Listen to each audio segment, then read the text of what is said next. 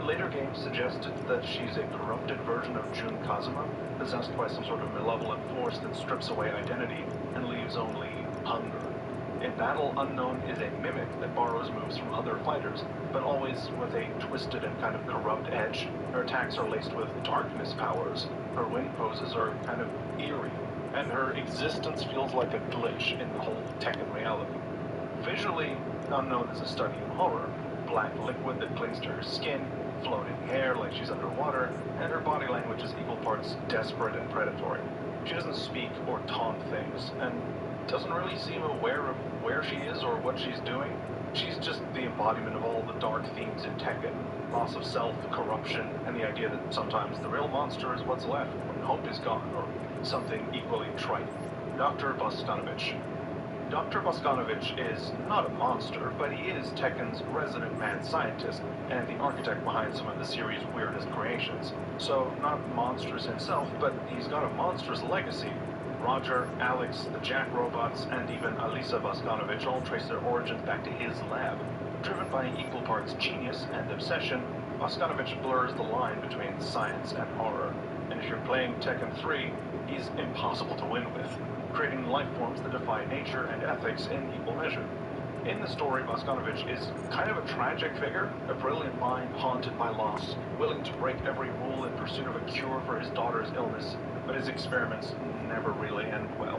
Whether it's a boxing kangaroo, a dinosaur with a mean right hook, or a robot with detachable limbs, his creations are as unpredictable as they are iconic. He's the reason Tekken's roster includes both military-grade androids and animals in boxing gloves. Visually, Boskanovich is instantly recognizable. Lab coat, wild hair, no, he's not Rick Sanchez, and a posture that suggests he spent more time hunched over blueprints than standing upright.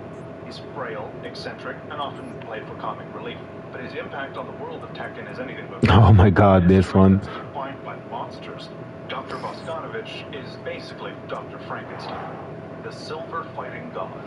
The Silver Fighting God is the second known being classified as Toshin, or God of Fighting, placing it in the same mythological category as Ancient Ogre. But that's where the similarities start to split. Introduced in Tekken 8 through the story of Miyauri Zo, this entity is worshipped in Madagascar, not as a destroyer, but a protector. Unlike Ancient Ogre, there's no record of it slaughtering civilizations or harvesting fighters like crops. To the people who revere it, the Silver Fighting God is a benevolent deity, tied to guardianship, not conquest. Physically, it still looks unmistakably Tekken monster. Its towering, bipedal body resembles true ogre, complete with digitigrade legs, that's, animals that run around on their toes, reptilian feet, and a muscular humanoid torso. But the details really matter here. Its face resembles a lion's, crowned with that silver mane and a single twisting horn, while glowing blue symbols run across its scaled skin like some sort of living scripture. It's got white feathered wings that stretch from its back, a ring-tailed lemur's tail that trails behind it, and its right arm fractures into a mass of living snakes. A visual echo of Ogre, obviously, but reshaped by its environment. That environmental influence is important. Official material suggests Toshin beings physically adapt to the regions they inhabit, which explains why the Silver Fighting God reflects Madagascar's wildlife, while Ancient Ogre emerged shaped by Mesoamerican iconography. They share an origin, but not a destiny. By the time Tekken 8 begins, the Silver Fighting God's role has changed. Miyauri Zo fulfills a long-standing prophecy and inherits its power, earning the title Fighting God Reborn. Whether the deity still exists physically or now persists only through her kind of remains unclear. What is clear is that the Silver Fighting God represents a rare concept in Tekken lore, a godlike weapon that chose protection over, annihilating everything, and may have paid the price by fading into legend rather than history. At this point, Tekken is not asking if something should exist, only whether it can fight things. Let us know your favorite Tekken monster below. And I have to ask, if Mexico and Madagascar get their own fighting gods, what are the fighting gods from the other countries going to look like? Let us know in the comments below. And if you enjoyed the video, like, subscribe, and we'll see you in the next one.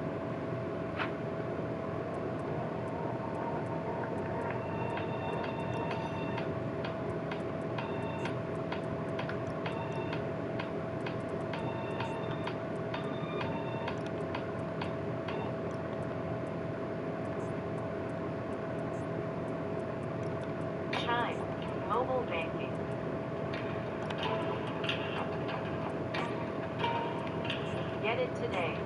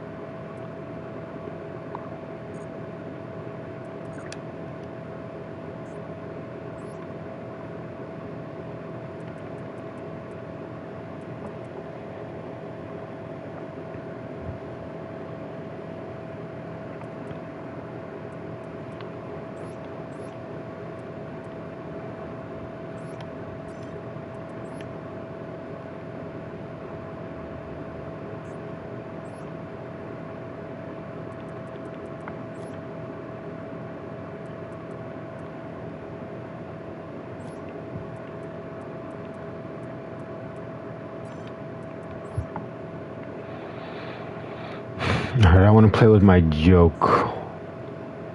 What do I name this deck? Oops.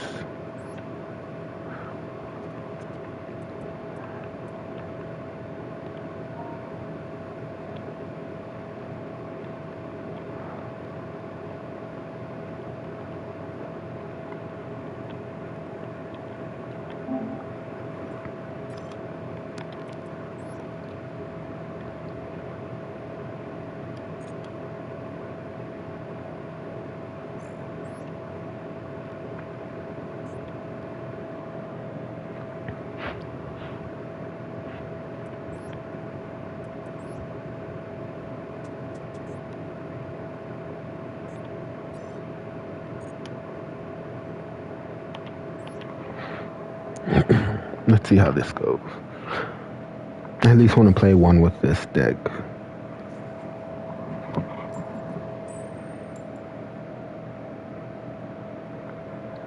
Folks, the situation in Dubai is getting worse and worse by the day. They want to act like nothing bad's happening. They want to under the rug. They want to say nothing's happening. You can't post anything. If you post stuff, you'll be in prison. I definitely can't go to Dubai again. Stuff that I've said. But at the end of the day, it is a serious situation. So ever since our last update on Dubai, the authorities have been doing their best to cover up any reporting and any video getting out of the attacks that are still going in Dubai. They don't want you to know about them. But there was another massive attack that led to a huge fire at the Dubai International Airport. Massive, okay? And they don't want you to join the UAE subreddit, okay? Even though I'm probably not welcome in the country. This is the state of the country right now. It's bad.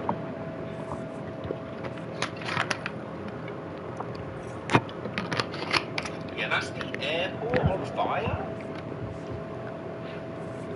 That's not how you wanna have your country be, you know. It's not how your emirate should be on fire. You shouldn't have it on fire. It should be not on fire. So Dubai's I don't know what this archetype is.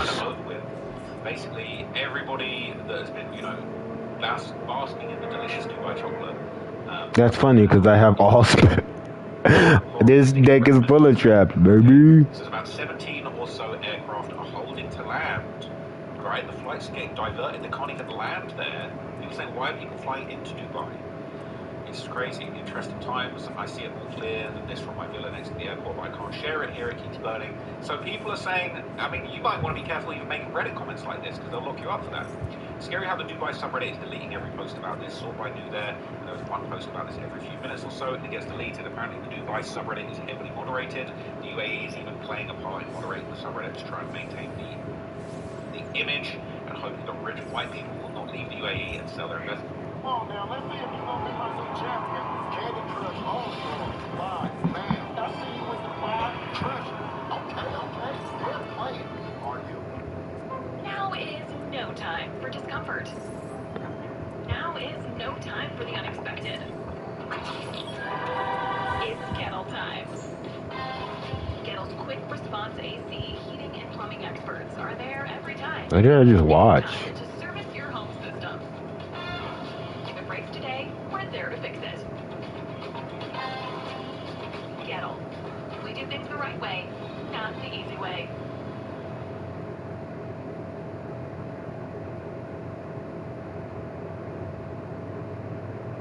Investments. But The rich white people are going to flee. Unfortunately, it says all flights have been cancelled. The airport is completely packed. You can't even get your luggage to leave. They're keeping you there in a war zone.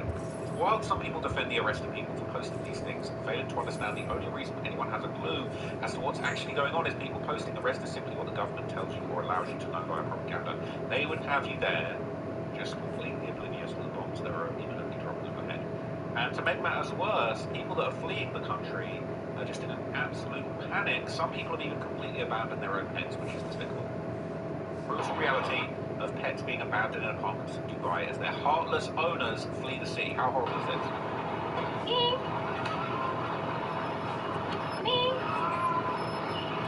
Is that cat? That's disgusting.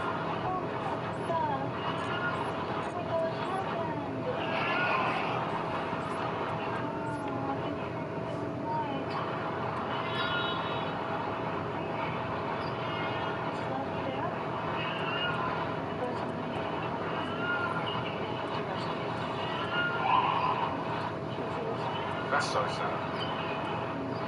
It's just despicable. What kind of coward leaves their pet behind and flees the country, okay? I don't know what type of people are out there living their Dubai dream, but it's absolutely despicable, right? I'm a cat lover. I would not have that. I would go and rescue that cat my damn self. Absolute, just despicable behaviour, to be honest with you. It's actually done. So, basically, okay, mainstream news have officially now reported on that airport incident. And basically just chaos is just spreading all across the Middle East, and Dubai is absolutely not safe right now, okay? They won't tell you that in Dubai. None of these Dubai influencers will tell you that. But your boy Travel Ross will always keep it real. Authorities in Dubai say a drone incident near the international airport has damaged a fuel tank on site. The Dubai government media office says a fire broke out following the incident, but has since been brought under control by civil defence teams. Officials say no injuries have been reported so far. Dubai's Civil Aviation Authority temporarily suspended flights at Dubai International as a precautionary measure to ensure the safety of passengers and staff. Now, Zain Basravi is monitoring developments live for us here in Doha. So we had that attack, but there have been more attacks overnight. That is correct. Well, just in the last few minutes, the Crisis Management Authority of the UAE announced that air defenses are now dealing with a missile threat and urged people to remain safe, in place, and follow warnings and updates from official websites. So that was just at 7:51 a.m. on their X account on social media, and this comes after these early morning attacks on Dubai International Airport. And as you said, a temporary suspension of flights after a fire on a fuel tank that was sparked by a drone impact. It wasn't one that was intercepted. What we understand from the official Dubai authorities is that it was when a drone made impact and sparked a fire on a fuel tank. Flights have been diverted. I didn't even have to mill your deck.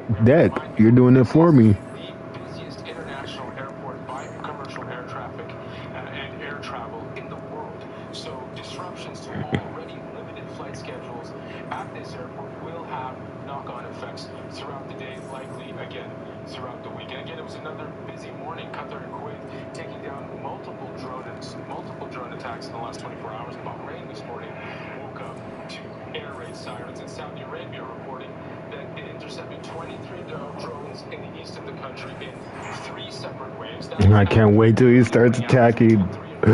Oh, I'm getting giddy with excitement. 37 drones. That was in the early hours of this morning. But So they're still getting hammered by drones, okay? And the official travel advisory is to be, very cool. No! Don't do that. You're rude. Travel advice, basically. And they're basically saying terrorism. There's a high threat of terrorist attacks globally affecting UK interests and British nationals, including from groups that Don't attack anymore. No! Good play. UK counter-terrorism policing has information and advice on staying safe abroad and what to do if they're terrorism in the UAE. Terrorists are likely to try and carry out attacks in the United Arab Emirates. Attacks can be indiscriminate, including places visited by foreign nationals. Terrorists continue to issue statements threatening to carry out attacks in the Gulf region. These include references to attacks on Western interests, including against and due to increasing regional tensions, Israeli and Jewish-linked sites could be targets for terrorists. I should have placed them all. This includes residential compounds, military sites, oil, transport, aviation interests. Okay, I'm just gonna place everything then. Places of worship, everywhere worth going, basically. It says maintain a high level of security I awareness. have to at least get one win with this deck. You've got to be careful out there. And reports are now emerging that apparently the Dubai authorities are actively arresting influencers and anybody exposing the absolute disaster and chaos that's actually going on in the country. This is going on. It says Dubai are arresting people to hide the truth. Leave Dubai now. Headquarters of the hotel is totally locked down right now. You can't be exited. I know this deck can get at least one win. My cards.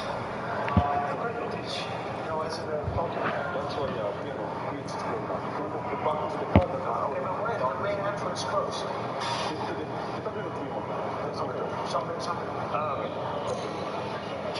one wants this to be captured because I think A dark magician? Oh my god.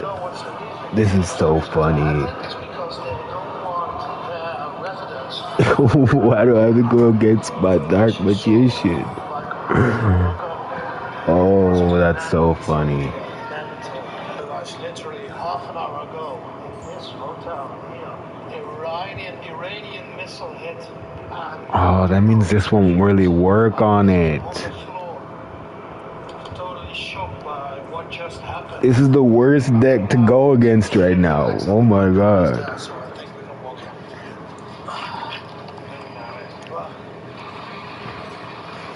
I have to be able to destroy Eternal Souls.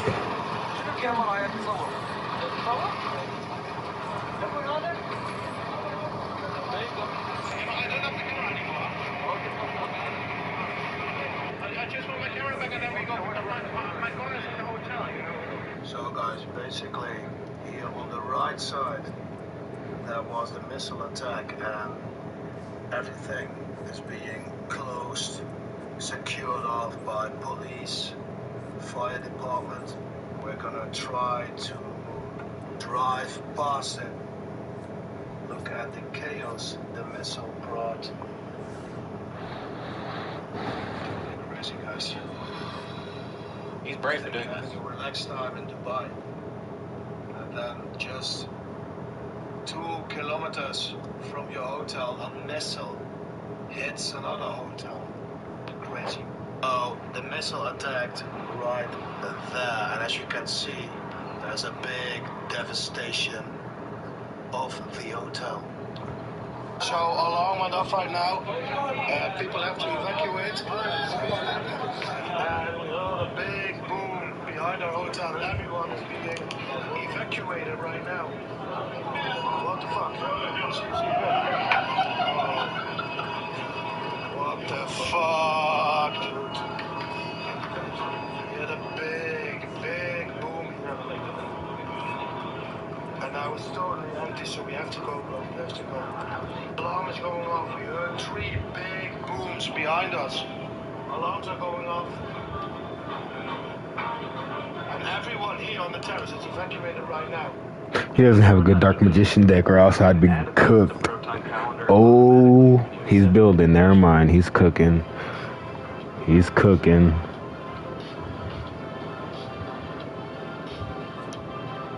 Damn, he's cooking. Hurry up and play some. Easily share large files with secure Proton Drive link.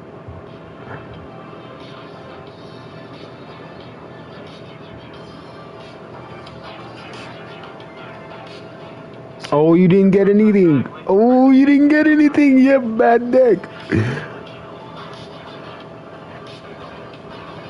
Oh, he has a bad dark magician deck, bro. Yes.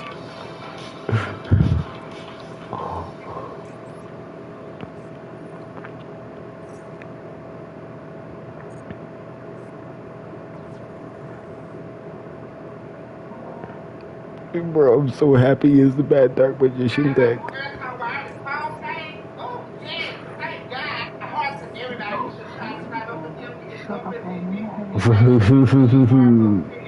This dude has a dark magician deck, and I'm not playing my dark magician deck. I'm playing a rage bait deck, but his dark magician deck is ass, so I'm actually might beat him. What is this? That's not Dark Magician. Chaos Angel. Grab your phone. They're trying to, they'll not let you go and look at what's going on in Dubai. They don't cover what's going on. But a lot of people have been broadcasting their experiences both inside and outside of Dubai. A lot of people have been taking to social media to basically show what it's like trying to get into Dubai, not just tape.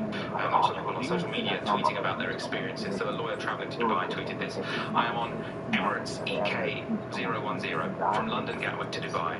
We were just about a couple of hours from landing in Dubai when the flight had to turn back to Gatwick due to the airport closure. We are now on our way back to London after getting so close to Dubai. Obviously not a good advert for Emirates Airlines. Do you really want to book a ticket? You might have to get, there's a considerable chance you're going to have to turn around. Do you want to get on a flight to a place where... See, yeah, Minecraft is a good game for them. We shouldn't get them into fighting games too quick. 1,800 missiles into its territory inside the countries and its different international corporations. So, it's on fire, right? Things are blowing up. They don't want you to know about it. Oh my god. People aren't even able to get into the country. People are flying there, they're nearly about to land, and then they're turning around and going back to Gatwick. Now, I'd probably rather be in Dubai than Gatwick, to be honest. Bam, bam, bam, bam, bam, bam. Anyway, okay, the internet is flooded. Everything's fine, it's all good. It's all good. There's someone seeing their bombs Oh my basically god, that's funny. lies about Dubai. While someone in India retweets and spreading the false narrative further. Meanwhile, I'm in downtown Dubai. This is what it really looks like. Now, this is false narratives in a nutshell. But it's good. You can capture 29 seconds worth of footage without a drone going off. Just try and whitewash the whole situation, make it look good. If you're doom scrolling X right now, or watching the mainstream Western media, you would think it was the end of the world. But in reality, this is It's March 16th. We're past 8:30. And this is what's going on.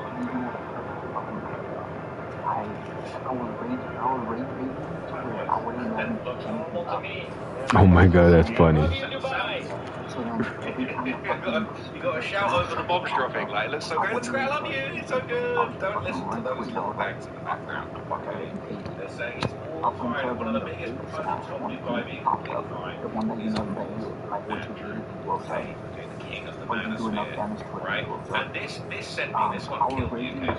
Andrew Tate, ironically, basically saying he got a surprise gift from the government of Dubai. He wants the world to know he wasn't poor. He didn't get paid a penny. Dubai just rewards those people who genuinely love it and said everything about this place. This is literally you being paid to say good things about Dubai. This is you being rewarded. The lunacy that he even thinks that this is even a good look, I would have kept this under wraps and I was low-key, basically trying to help Dubai fix their image. But look at this thing. A lot of people think I'm paid by the Dubai government to say nice things. And that's not the case. I'm very impressed by the Dubai government. I love the place they built. And this is just a very simple example of this. This is a simple example. You know you're the only guy getting this present, right? You're the only guy, you're given a book of the Supreme Leader, some flowers, some chocolate, all of this kind of stuff. I wonder what's in this box. This is literally an example of what you're saying. I came to Dubai during online publicly and said to everybody, I believe Dubai is safe. And the reason everybody is sticking up for Dubai is because the leadership is the only country in the world you can name where the leaders care about their constituents. They're letting the places pay because they cannot fathom a government that people are loyal to. It's the opening thread. They are farm animals on a farm being raised for taxes, and their government hates them. The people in Dubai love the leaders because the leaders who are in charge of Dubai don't take the money, and they want to be happy. And I put some videos on my iPhone, as well as filming my journey into Dubai. That I remain safe, and I have faith in leadership. This morning I got to my $35 million penthouse, and I have a present playing. Dear Mr. Tate, Dubai is not to be loved. Dear visit during these times is deeply appreciated. It's a strong spirit of solidarity and cooperation. You can understand. We're more than happy to receive you. And please accept our best wishes for your continued success and well-being. And we wish you a safe and comfortable stay. From the government of Dubai. I have a book here, Lessons from Life. Dubai has done amazing things with the He's turned his entire system into global metropolis. from nothing but desert in a single lifetime. It's absolutely incredible. If I was pissing them off We have days. by playing Smash and picking up all their shit, then I think if they played Tekken going up But it's nice to have. either throw controllers off or they And of fucking course, turn it off. it's the gesture that counts. Name another government on the planet. This is a genuine question. Name another government on the planet where during a difficult time, when the country is in trouble, you fly in as a globally renowned celebrity and say, I believe that they're doing the best. And not only do they notice, but they bother to send you a gift. If I went to America during the Great Depression, or even now, I go to America while it's all falling apart, and I try and record the fact that I believe life in America is still good. Do you think the American government's going to send me a present? What about it? That's what we found laying around. Hell yeah.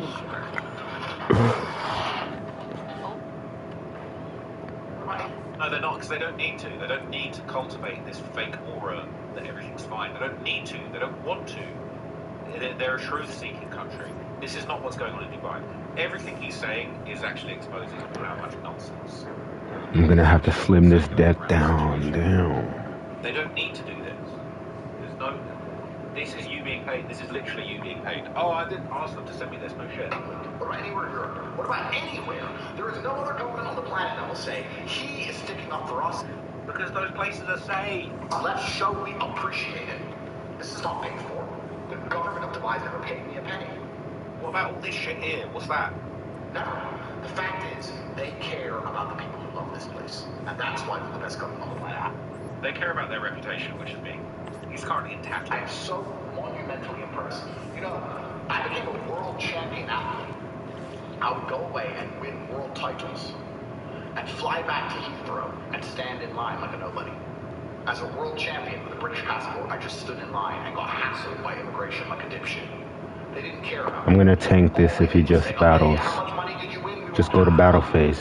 Go to battle phase. Just go to battle phase. Just go to battle They phase. don't want any of my money. And they're thankful that I'm here. That's the difference between this government and every other government. That's why this is the best government on the planet. And that is why I am betting no matter what happens. Because life happens. Bad things happen. No matter what difficulties come to this amazing nation, the government, the people who are in charge of this country are going to navigate flawlessly. And the people who live here, like myself, who understand this is the future, are going to be rewarded. I am so monumentally impressed. I have never had other government say thank you to me. No one's ever needed to. No one's ever needed you to whitewash their image like this before. This is unprecedented. I've never had a government lavishing you with gifts or else because there's never been a scenario where a government needs you to completely rehabilitate their image. It's unprecedented, and you are allowed. I am the reason. I am part of the reason Republicans won the American election.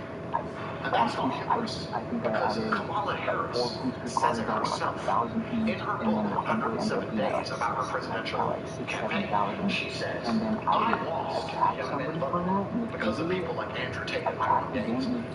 Kamala herself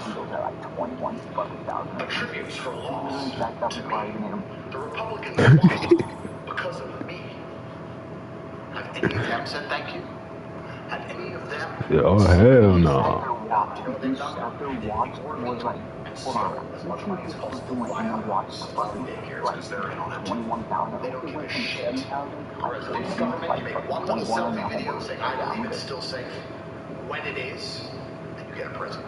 I am Yeah, that's why it's corrupt. so monumentally humbled.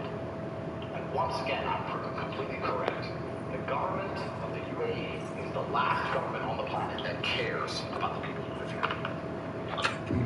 That last sentence is definitely not wrong. So, unsurprisingly, after absolutely just getting down on his knees and absolutely gobbling down the sheiks, alright? Who the F is Mr. Beast? You be sucking off the sheiks. That's what they be saying about Andrew Tate. He fled. Got out of there. Went to Hong Kong. Don't know about Dubai. Let me just check in. Let me be there. Let me do a little rehab. Get my dates. Get the fuck out of there. Never been to Underbridge Spicy Crab? Hey, Tate. Hong Kong Aikido? No, that was good. This bitch. It's the best restaurant in town, Luke. Get over it. Never heard of UBFC? Get over it. Never heard of UBFC? Get over it. You know the best dish they serve here? So much for Dubai. Right? I thought Dubai was the safest place. You had all your families over there. Apparently not. Okay. So look, I think the Dubai situation is pretty out of control. I think I might do a full documentary about the Dubai situation because to me, I feel like this is really, really bad, and I actually feel like this is kind of the latest in a very long-running, disastrous breakdown of, you know, a society that really was built on a house of cards from the beginning. And I think I might dig into that and do like a full-blown documentary about it and put that on the main channel for you guys at some point. But yeah, let me know what you guys think of the fall of Dubai. It's definitely been, excuse me, a very satisfying downfall. I do think it shall continue, and I basically will be keeping track of it extensively. So thanks for watching this one, and for now, I'm out.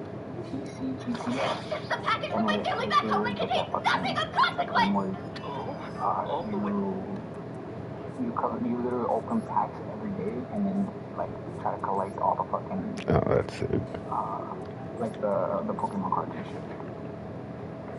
You get like the EX ones, like you get the sick ass ones and shit. So that's what I've been. Just cause like I don't have time to play games on my phone sometimes, but I have the time to like open stuff like or check certain games. And this one's one of those things where like I open it and it tells me open a pack, and I open a pack and it's just random cards.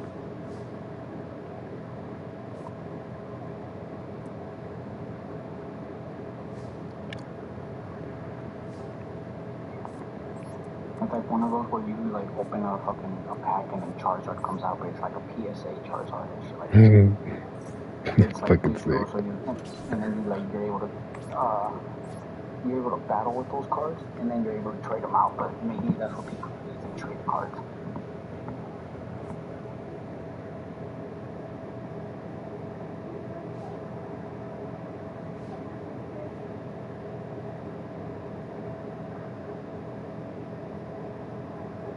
I got some sick ass legendary cards that I did too. I think I got fucking.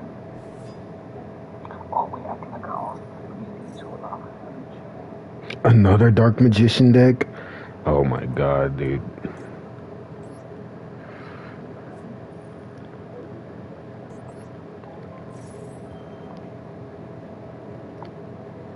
I'm the Dark Magician King. Oh, I got an EX. I got an EX Mega Blaze again. The fucking the Mega Evolution form. That shit's sick as fuck.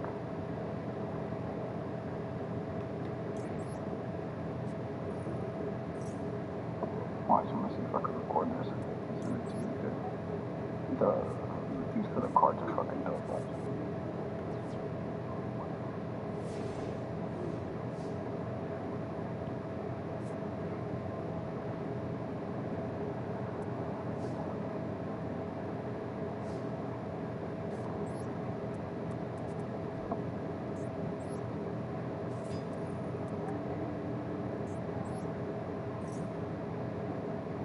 Oh yeah, I forgot I got all 3 birds. I got fucking the EX Moltres. I got the EX fucking Zapdos, and I got the EX Articuno. So I completed those, but I need the dogs now.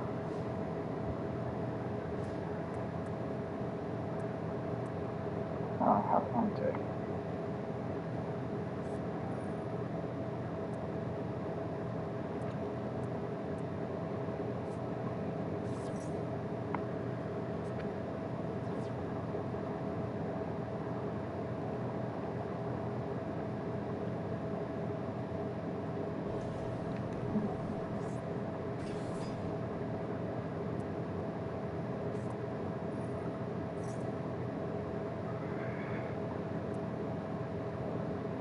That's fine, do your thing.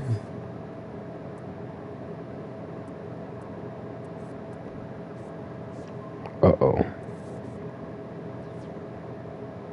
Why are they all carrying that too?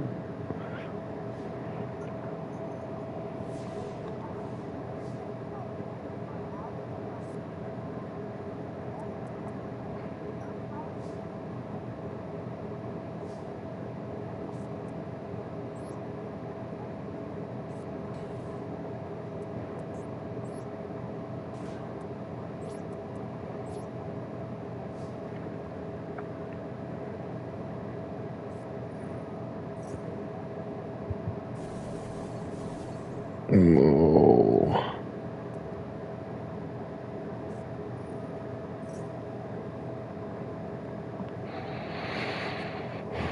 I'm so sick right now. I'm just gonna switch to my Dark Magician deck. Fuck it.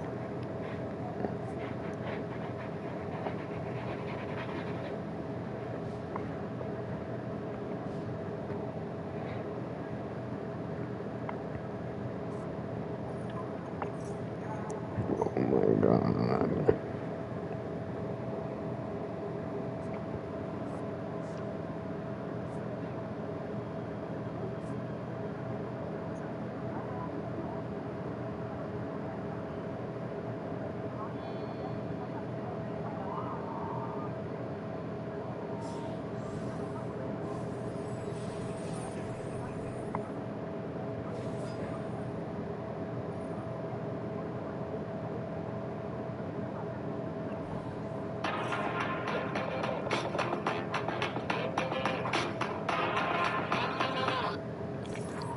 Yo, what's up guys, it's back here. Yeah, this deck is not gonna work. This video that I'm gonna make is just gonna be me talking. I don't have a script, I don't have anything in, I don't even know what I'm gonna say. I'm just gonna talk, and I want to just share my thoughts now, because season 3 came out, you know, at this point, at the time of the making of this video, about 10 hours ago.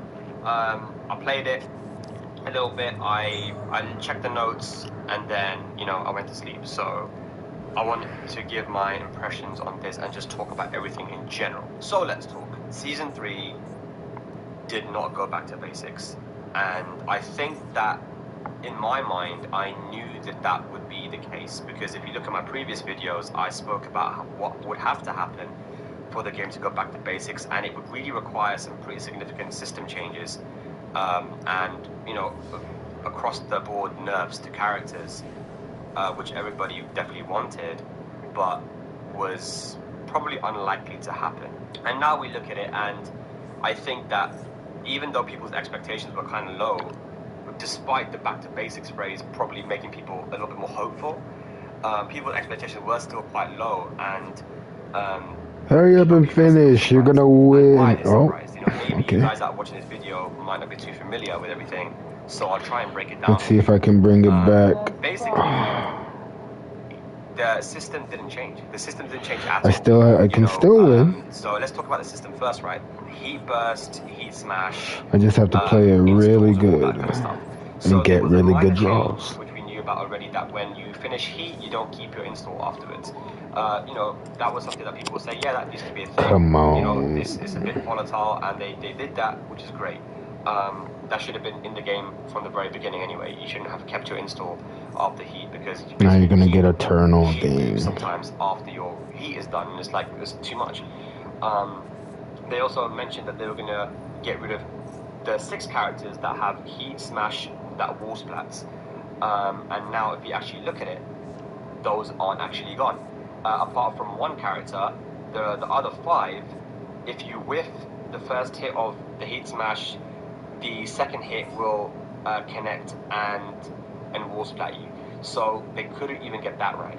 And generally speaking, a lot of people were talking about heat burst, including me from the very beginning. I can show you from season 1, I was talking about heat burst and how problematic I thought that it is as a mechanic.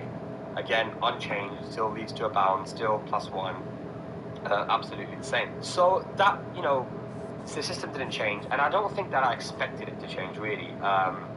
The fact that heat smash is still wall splat is kind of funny to me, though. That actually made me laugh. I can't believe that's still a thing, you know. If you whip the first hit, then the second hit will still wall splat you, and if that happens to someone in a tournament, man, it's going to be so hilarious, man.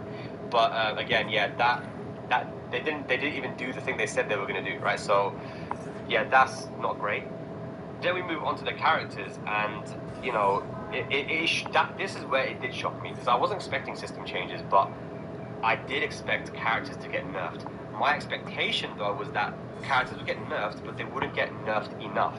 But then we would get those nerfs in the following patches, because that's what they said. They said, look, this patch is not going to do everything, but we are going to work throughout the year to continue the work that we did that we did in season 3, that we're going to be releasing in season 3, right? No. But this patch wasn't nerfs. There weren't nerfs. If you look at the actual patch notes themselves, they've gotten rid of the up and down arrows because I think they didn't want people to look at it and be like, oh damn, there's a lot of buffs here.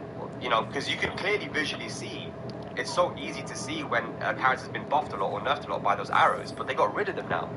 And I think that's because they knew, well, if we buff certain characters, people are going to just screenshot it and get angry. It's like, for me, why would you get rid of that? That was a really good way for people to tell, like, what the actual properties were, because sometimes the language is complicated, right? They talk about certain things, and it doesn't make sense sometimes. Like, look at this clip from Joey that I was watching him yesterday. Just check out this clip with Joey with when he's using Eddie. Modify the opponent's reaction on counter hit. You got me. This deck. Maybe I need to thin this deck out. Are you kidding me? I'm not doing this, dude. Let's see what. Fuck it. Heart of the cards. Yes. See what I mean? Like, it's not gonna work on anything, but I'm gonna do it. The arrows anymore, so we can't tell. Screw it. But the thing is that characters got buffed that didn't deserve it. And I can go through the list of characters for you, but you're my last hope. You know, you look at characters like Leo, you look at characters like Jin Kazama, and to be honest, even Ling Xiaoyu, they got these buffs that they didn't need. Jack got buffs, and I don't think that it was wrong to buff Jack. I just think that he was buffed in the wrong way. I think that people who played Jack wanted to see down back 1 buffed, you know, like go back to being +2, or the 2 jab having a bit better hitbox, you know, because it's really not that good in Come on. games. But they gave him like some pretty good buffs in terms of like new moves and all of that stuff, right? But yeah, generally speaking, most characters got buffs that didn't actually deserve them, man. And we talk about nerfs. I feel like we saw less nerfs than we saw buffs in this patch, and that was shocking to me. That shocked me. There's only a few characters that I believe actually got nerfs that was significant enough to talk about. And I think if you look at Anna, for example, the down back 4 doesn't give you a guaranteed hit after anymore on counter hit. The 2 jab doesn't give you anything. Come on, brother. Counter hit, like 4/4/2s change the properties in the way that it knocks down, and those are good nerfs. Those are decent nerfs. Has it changed what she's going to be able to do with her stance transitions and stuff? No. But full crash down forward 2 is apparently easy to sidestep now. Full crash down forward 1, the mid is now more punishable. So yeah, come on, hurry up and hit me. Certain things about Anna which was good, and these are things that I'm happy about. I think that those are good changes. Look at Asuka. What? Full crash down forward 3 is now 3 frames slower, I believe. I don't know why you'd ever summon that, but let's see. It's still a very strong move, but it's not. These new Dark Magician players are funny. Forward 2 now, the Tooth Fairy that she has that used to flip you over. That doesn't flip you over anymore. It pushes you, it rolls you away. And you can't. Oh no! Good job. Her only power low probably has been pretty significantly nerfed. Down forward 3. Good job. Now hurry up and end it, so I can take some cards out of this deck. Those are pretty significant nerfs. On top this mother. Let's see. Is the heart? Let's see. Heart of cards. So those are pretty good nerfs for Asuka, but largely she's what does he have? Strong character. What does he have? Right, and can still be played largely the same. I could bring out Tamias. No longer doing anything on counter hit. Down forward 3/1 now being -14. Is that crazy? Well, I don't know, because you can hit confirm down forward 3 anyway. So the fact that it's -14, is it that big of a deal? I don't know. But still a decent chain there, because now risk reward has gone more in favor of the player playing against Claudio in those scenarios, right? But then you look at characters like Brian. Did Brian get any nerfs? Man, he got like that one nerf with that flurry with the incinerator, and that was a definitely needed nerf. But I just don't see that he got any. Like, look, QCF 1+2 is the same. QCF 1 is the same, and he still has his crazy damage. And I think they nerfed his torn heat smash and stuff, but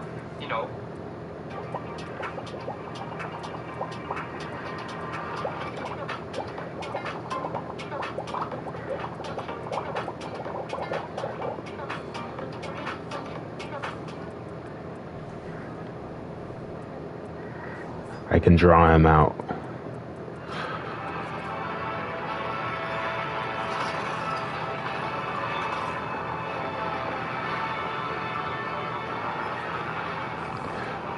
Ladies and gentlemen, I would like you to meet Ares. This is the most sophisticated security program ever written. No, good job. Good job. That's funny. Is it alive? That depends on your definition, Stuart. Because I like Very him. good job. He's really strong, lightning fast, and supremely Now, intelligent. He is fully proprietary. And what can I really change good. real quick? Ares I'm gonna try it is the one more ultimate time. Soldier. He needs no food, no water, sheds no blood. And if by some miracle he is struck down on the battlefield, I will simply make you another. Let me take out 6 cards.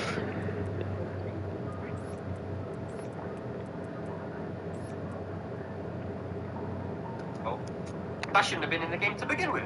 So, I don't know, man. Like, in terms of nerfs, there were nerfs that I could look at.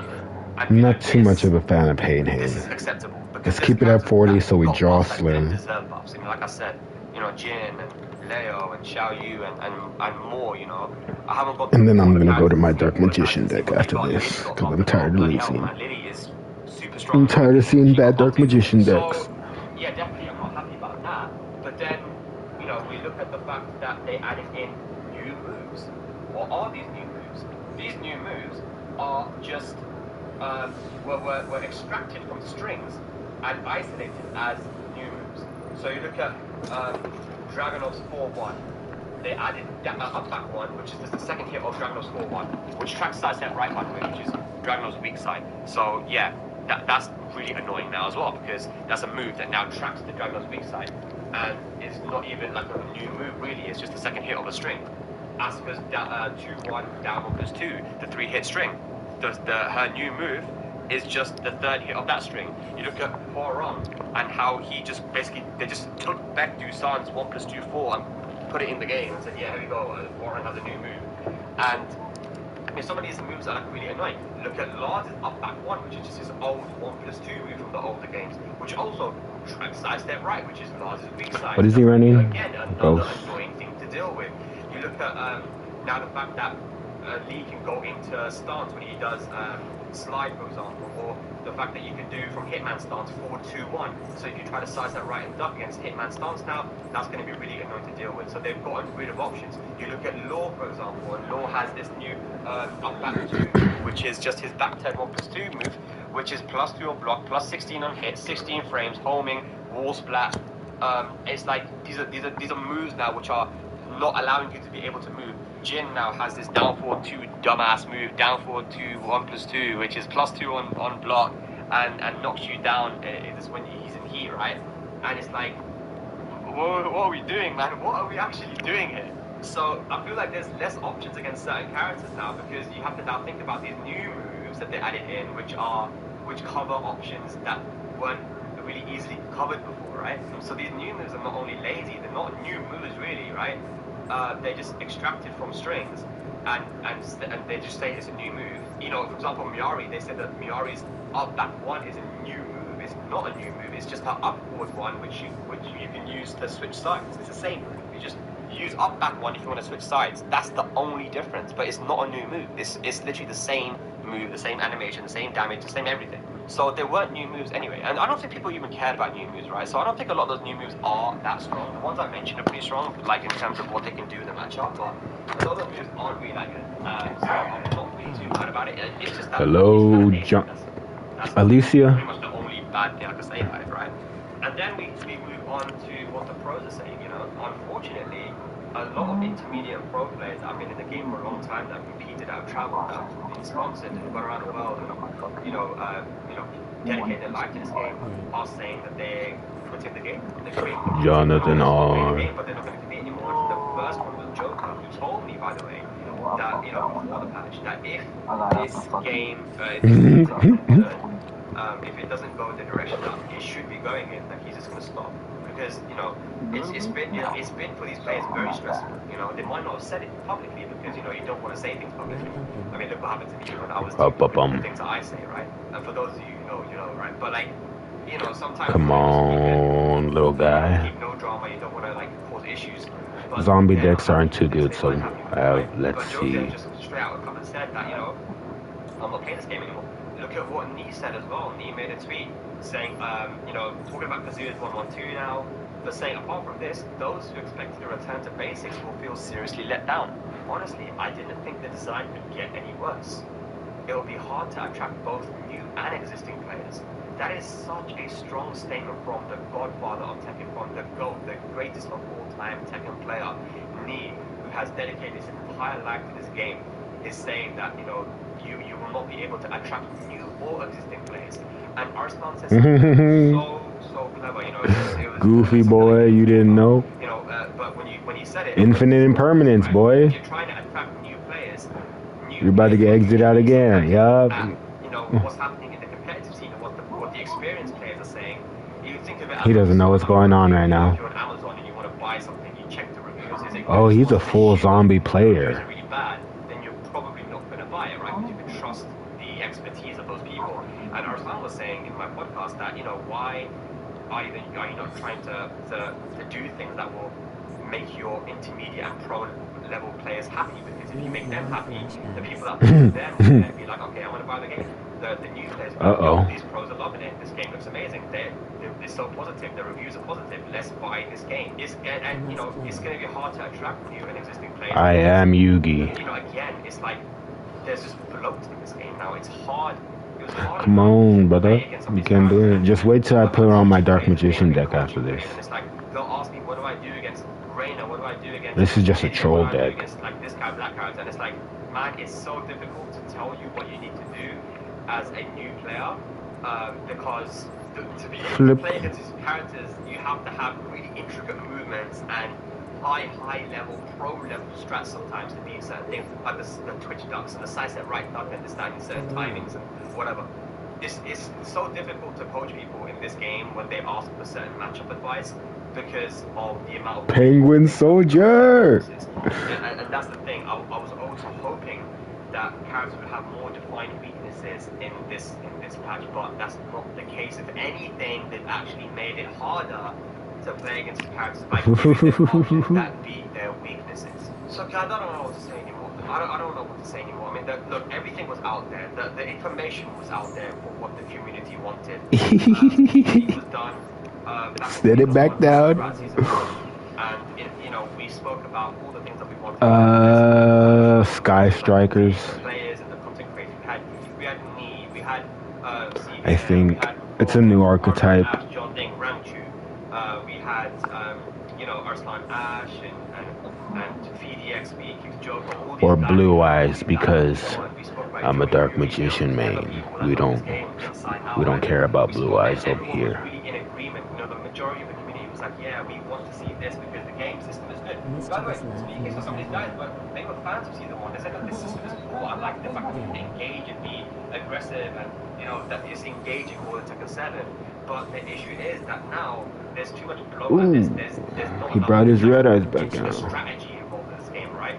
The weaknesses are no. Yeah, there's a whole Dark Magician Girl archetype now. At a consistent level. A chocolate magician girl, berry magician girl. Haven't really changed apart from the point distribution system. They haven't changed. Like there's no deathmatch in the game when people will ask for the deathmatch. The first two, and then they about Season 3. She's a good card. I want to know what you guys think. One of the magician girls. No.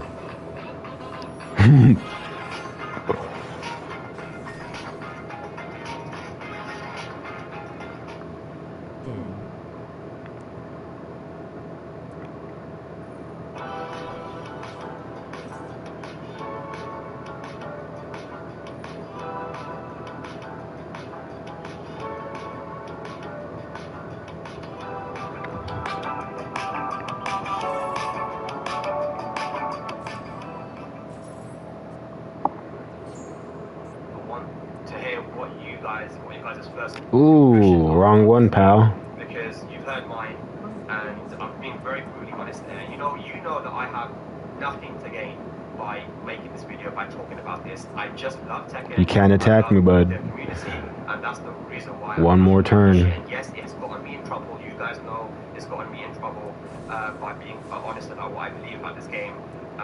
By doing my podcast and speaking about the game in a constructive, criticizing way. But you know, I can't help but feel sad about this because people who I've been traveling with, who I've competed against for so many years, who I've trained with, Penguin Soldier. Now saying they're not going to play the game anymore, and I think that's going to have a trickle-down effect to the newer players as well. I have players that don't really understand the intricacies of the patch notes.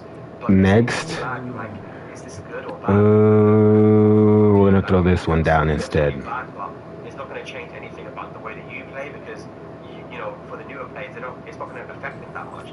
But they're still going to feel sad. They're going to still feel like, oh, I don't want to play if you guys. Let's see how he reacts. So it really is a sad situation. And I'm scared about what's going to happen with locals now as well, because in season 2, locals took a big dip.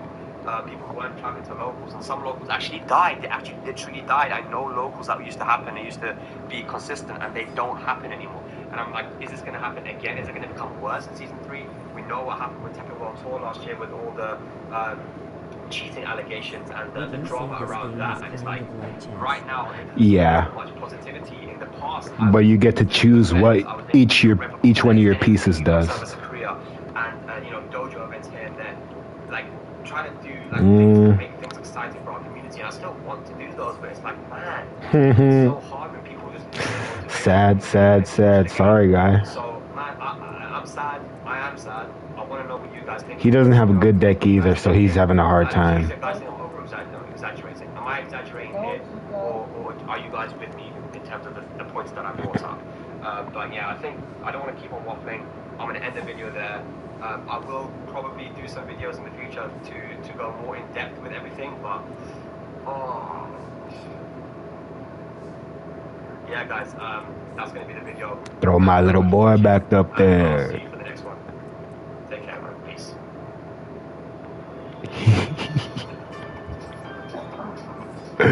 Oh,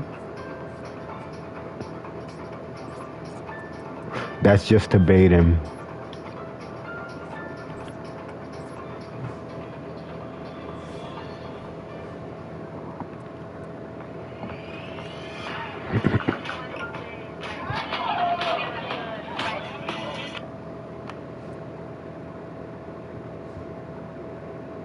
Dang, I was really bad at this game. Yeah, 'cause you had to read.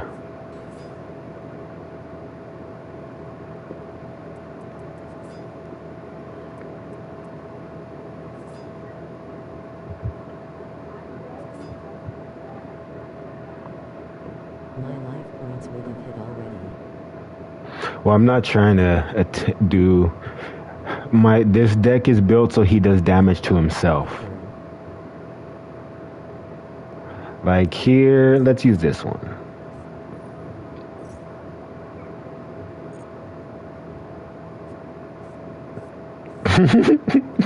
Back down you go. Oh my god.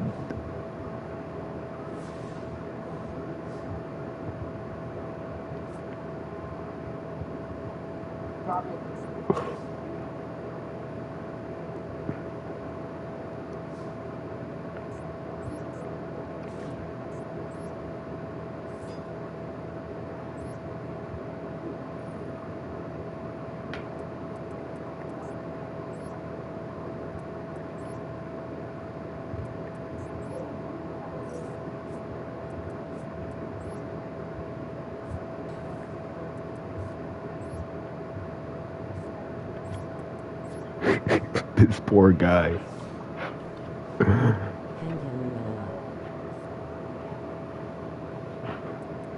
This is my champion.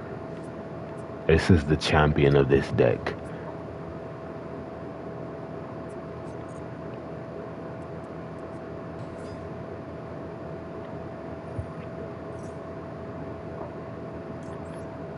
He's so dopey.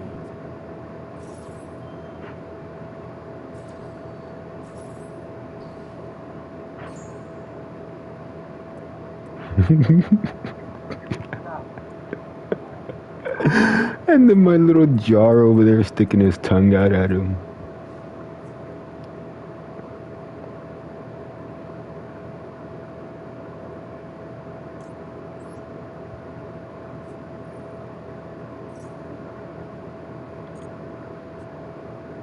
jar do? That's Jar of Greed right there. No!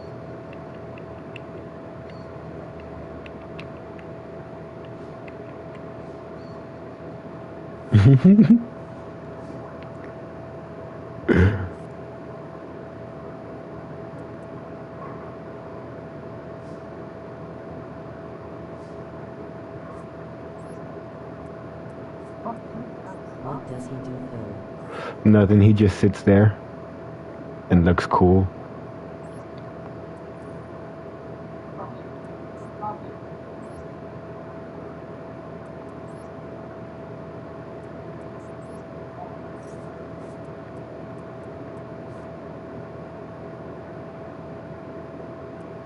Oh, I'm gonna switch it now.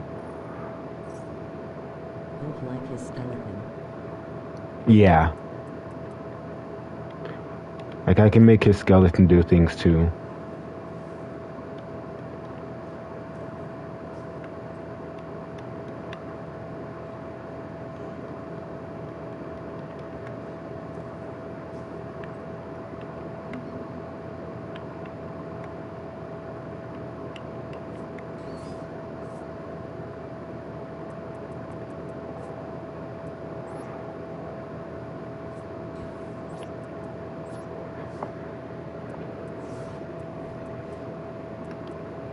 It gave me the perfect victim after 3 straight Dark Magician decks.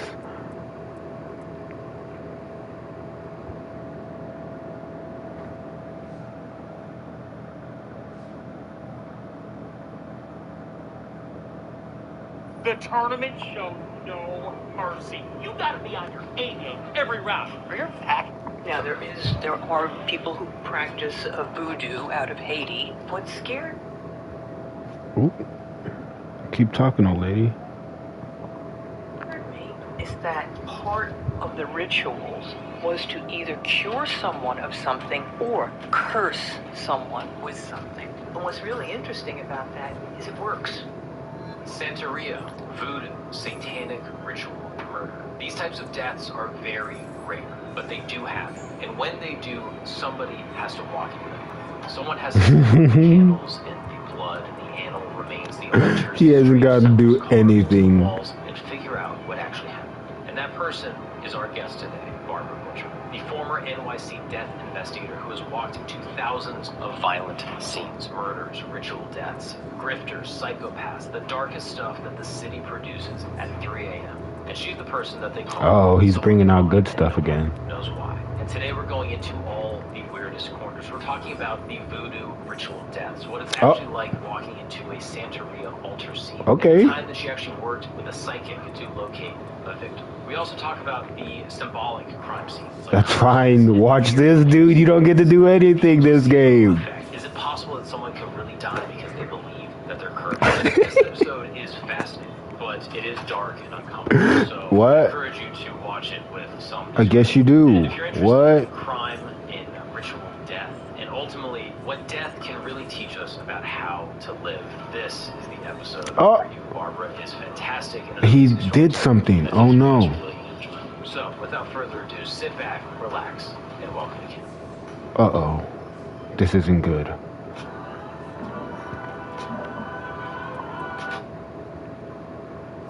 I wanted to ask you specifically, you've dealt with so many cases where the scenes are... I have card advantage on him now, though. More or less what happened here. There's some type of gang affiliation. There's some random act of violence. I want to know about the case. And maybe I think he thinks he got rid of the penguin. Have weird details that are... But you didn't, bitch. Unexplainable, perhaps connected to some type of ritualized murder or some type of religious crime where you showed up to a scene and you looked around and you said, this is bizarre and unlike anything I've ever seen. Yes. What comes to mind? Yeah, Santeria. Santeria is a valid form of religious He's not gonna know what hit him. Using the... He's not gonna know what hit him. This is gonna be great. Yes, yes, yes. This is best case scenario right here. You know, when slaves from Africa attack me. to the islands and attack me. intermarried with the You know you want to. You've been trying to do it this whole game. Old gods came with It's your them. chance. And so this form of Yes, worship, it's your chance. Yes, yes, yes. there, they became a sacrificial element. Do it. Do it. Now, Do I've it. never seen a person sacrificed in a Santeria ritual. Come to a house, an apartment, someone was dead, a woman, and there was an altar. I can't remember the god's name it was, but it was a huge altar filled with all kinds of I'm just trying to exist. You leave my penguin alone. Look, he's stuck. He doesn't know what to do. Something in there looked like a bone. And all around the house there are different icons and figures of the gods. And I thought, does this have anything? He doesn't know what to do. Oh my god. Sadly, I don't remember what she died. Yeah, because you try to attack me. Don't attack me. A lot of things I Yes, yes. I don't have the memory anymore. I cannot remember if she was murdered or it was. Oh my god. Right. But I cannot place it because it scared me. Really?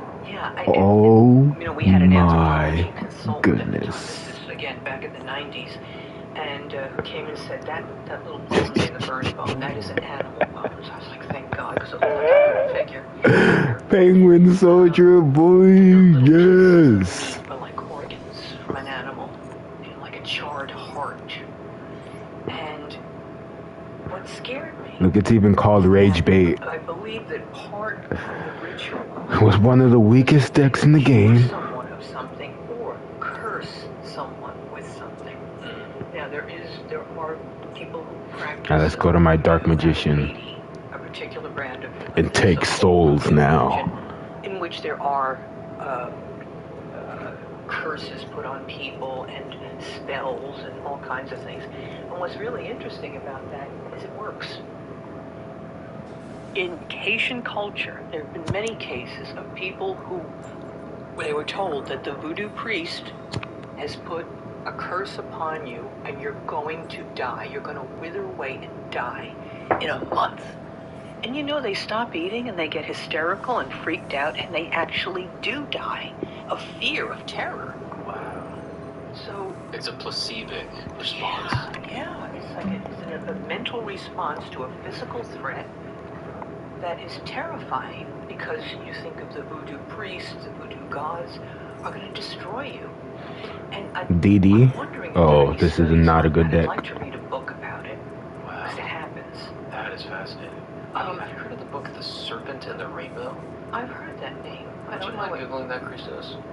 I'm a pendulum deck. Yep. Anthropologist from Harvard that went down, I believe it was to Haiti, and he was specifically looking at these witch doctors that were performing these types of spells, curses to the people of the island. And Christos, feel free to correct me if I'm off on this, because this has been a long time since I read the excerpts. But there was a specific case where there was a witch doctor, or I guess a voodoo priest, that was giving people drugs to effectively make it look like they died. And then they would handle the burial process. And then they would exhume them. And they come back to life. And they weren't dead, and they came back to life. And they either use this as proof of their divine powers, that I can save this person, bring them back to life.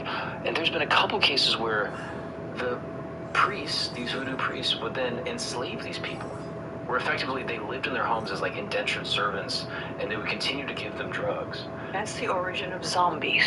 Right. The zombie tale comes out of that, where people are precisely restored to life. Harvard ethnobotanist Wade Davis that investigates Haitian food and pharmacology basis of zombies. So he travels to Haiti to uncover how these priests are using potion-induced near-death states to create these zombies as a part of this secret society's social control. Yeah. And it sounds insane. It is. But it is documented by what seems like a credible ethnobotanist that has, done his diligence in this type of research. I want to know what they use. Is it like a acetylcholine? But that stops you from breathing, so it couldn't be that. That's a complete paralytic. Right. I'm not sure. Wow. I wonder what they use. Strange, right? Yeah. And it was turned into a film in '88. But it's such a bizarre. That's a lot of cards, brother. That, I guess this is the question, right? Because sometimes I wonder about like these types of like curses and things like that. Because there's a part of me that's rooted in reality where I go, I've never seen anything like this. I can't fully submit to this idea that you're going to cast a spell on me, da da da. But if you believe that it's true, and perhaps there's some sort of external medical force or a drug that's involved, could you create the effect as if it is true? And then in the minds of the people that are watching it, it becomes reality. Sure. And then in that case, is it fair to say, oh, it's complete bullshit, where you're like, well, technically, this guy did raise someone from the dead. Yeah. But not literally, but in the minds of the people around him and the mythos that he's built up contributes to his influence on the island. It's power. Yes, absolutely. He has control over life and death. He can bring you back. I mean, the most power. Wow. Yeah. I gotta read that book. Yeah, I wonder if you'd find it interesting. You know, the other thing I saw was really just strange. I don't know if you remember the case of Irene Silverman, a well-to-do woman who lived on the Upper East Side, had a beautiful townhouse, and there were two grifters who came into her life, Shante Kimes and her son Kenneth Kimes. They were grifters, con artists, very, very close, very close. And Irene Silverman welcomed them into her home. They persuaded her that they were, you know, good intellectual people, and they were looking for work in New York, and they had university appointments, you know, whatever they talked her into. She let them stay. Their goal was to kill her and take over the house, like have her sign it over to them in some way. They were really grifters. They had had a long history of these kind of crimes. Anyway, she disappears. Can't find her anywhere. I'm gonna have to pull out the patch notes on my phone so I can see what King's new move is. You know, like, what could this possibly be? What do you mean? No. They never ever found a body. I don't know what you're talking about. It is known that the foundation of a building next door was being re-poured, and a townhouse was built on top of it before anyone thought to say, wait, she might be under there? I don't think I can do it on my phone. That's why I haven't done it. I was called by a psychic who said, listen, I'm a psychic. I think I know where Irene Silverman is. I think I know how to find her. Like for the first video that plays on the YouTube or what?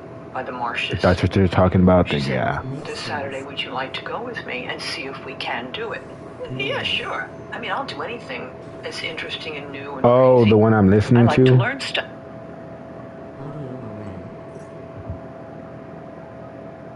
You don't like hearing about the voodoo people?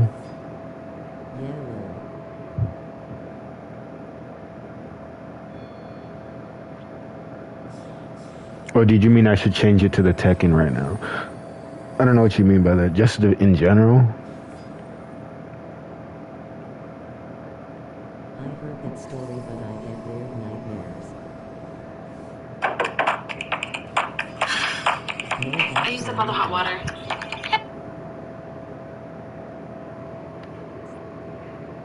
You are listening to... Oh, yeah.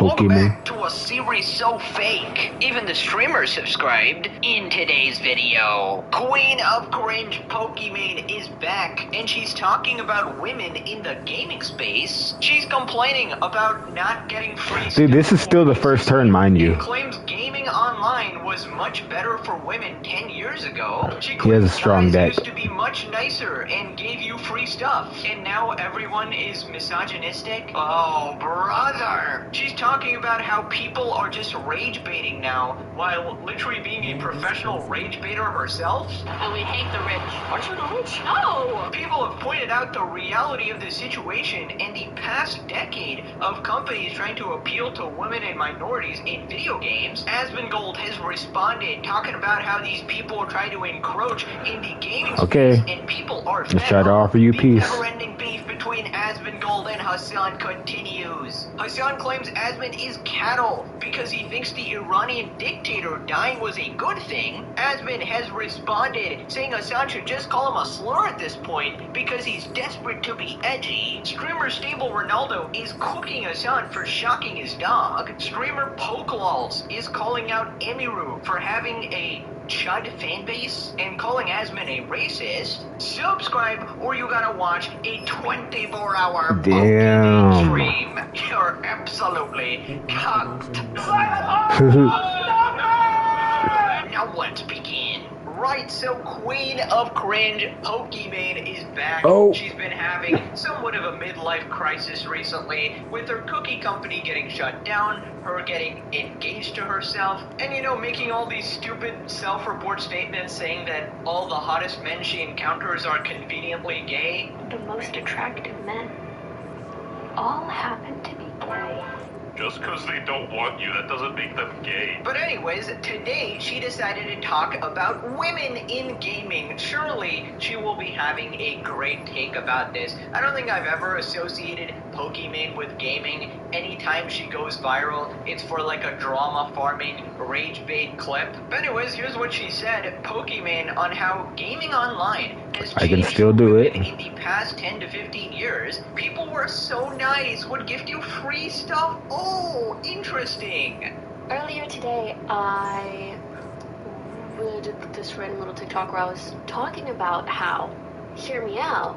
No, another one? Damn. 10, 15 years I'm ago, cooked. I have to scoop. 10, 15 years ago, if you were a girl gaming online, people were actually so nice to you. Alright, we'll keep going. If I lose the next one, I'm going to Tekken. We'll keep going until I Do you lose. guys remember? But nowadays, I feel like girls are a little bit scared to game online or to use their mic or whatever. Mac, thank you for subbing. I just sometimes I think I should have went first too. I'm not hallucinating that, right? Oh my No. god, bro. If I Pokemon lost. ever tells you to hear her out, fucking run in the opposite direction. So first off, she goes that, 10 to 15 years ago, back in my youth days, right, I used to get the princess treatment, everybody online was just so nice to girls. First off, that's not even accurate, obviously, they were complaining about this shit, but basically what she means is that people were so nice to me. Oh my god, everybody was so nice to me because they were Sims Pokey. That's the most convenient explanation there. They were nice to you, and they were gifting you free stuff because you're a girl and you were in this online space and you were basically this unique person as a girl gamer. That was your whole thing, right? And obviously what you're describing is not something like the average guy experiences, but you were experiencing this because you had this unique position. Oh, is that a synchro deck? Obviously ecstatic at the prospect of even speaking to a girl, and then they will try to win you over by being overly nice and being super simpy, right? Trying to buy you a bunch of shit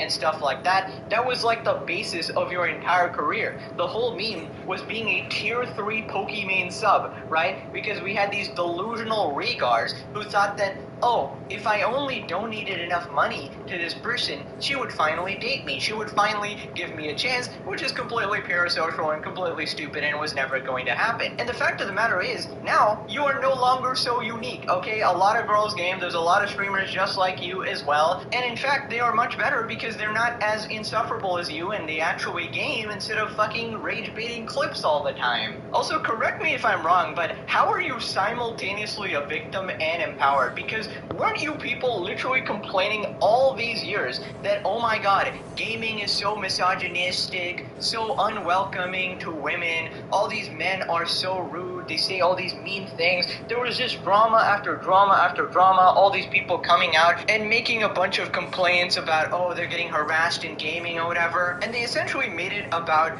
men versus women, when it was obviously just a shitty person being a piece of shit to absolutely everybody, and basically everybody has had that experience, right? If you've gone into online gaming, you've probably had a bad experience sometimes, somebody calling you a slur, somebody getting mad at you because maybe you were shit at the game, maybe they were having a bad day, maybe their daddy didn't love them and they decided to take it out Another on strong you. But deck, because huh? people like Pokemon are so much Not going first is cooking me. that anything that ever happens to them is because they're a woman, is because they're X person, X race, X attribute that they make their entire identity. And it wasn't just girls who were afraid to speak in voice chat or whatever. If you're a squeaker as a kid or somebody, going through puberty, you're probably getting shit on, okay? If you're shit at the game, everyone is gonna clown on you, they'll find a reason. In fact, you don't even need voice chat, just log into League of Legends and they'll make you want to neck yourself through text chat. It's that crazy. Right, so then she goes to virtue signaling signal again. She talks about how, oh, the only reason she's talking about this is because Dude, text she feels chat is bad so about funny. the younger women. Oh my god, the new streamers, the new wave of girl gamers. It's gonna be so bad for them. But that's the thing, it makes me sad for maybe like younger women who just got into gaming and they think that this is just how it's been all the time, but that's It not is. so much the case, I don't think. I mean, don't Gaming's get me always wrong, been toxic there's as fuck. always been some issues in relation to misogyny, but at one point it didn't feel so bad. Do you guys think we have regressed as a community? Ah, yes, rage baiting. There's a lot of rage baiting online now.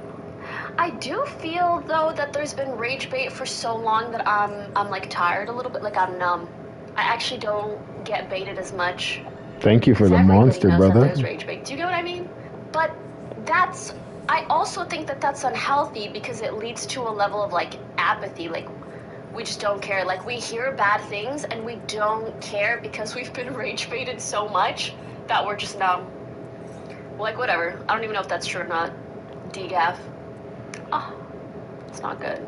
Okay, are we serious right now? Are you really talking about rage bait? Mrs. Multi-Millionaire over here goes, we hate the rich. Aren't you the rich? No, not me. I'm talking about the billionaires, of course. That is literally being a professional rage baiter. No, good. No, I gave him that back. We all know that you're not smart enough to do Good that. play. You're literally just so stupid that it comes off as rage That's a bait. good deck. And you do it over and over and over again, year after year, month after month. No matter what, she's always in drama.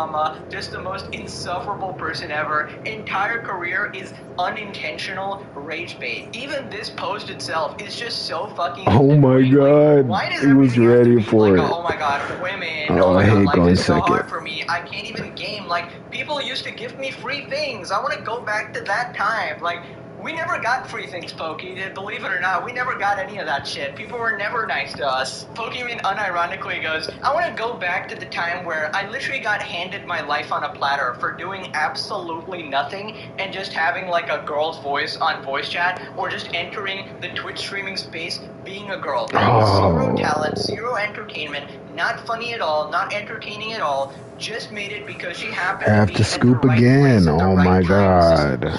That's game. or whatever. I mean, I guess I Damn, I'm gonna do one more. Fuck it. Congrats, you're back One to more. being neutral Oh my and getting god. treated like everybody else. I guess. I guess you don't get free stuff anymore. Oh wait, you're literally getting gifted subs in this clip right here. Like people are literally still giving you money. It is continuing to. Please let me go this. first. Lesser than before because now everybody hates you, Dang, right? gee, Before you were dude. at least somewhat. Now it's not my.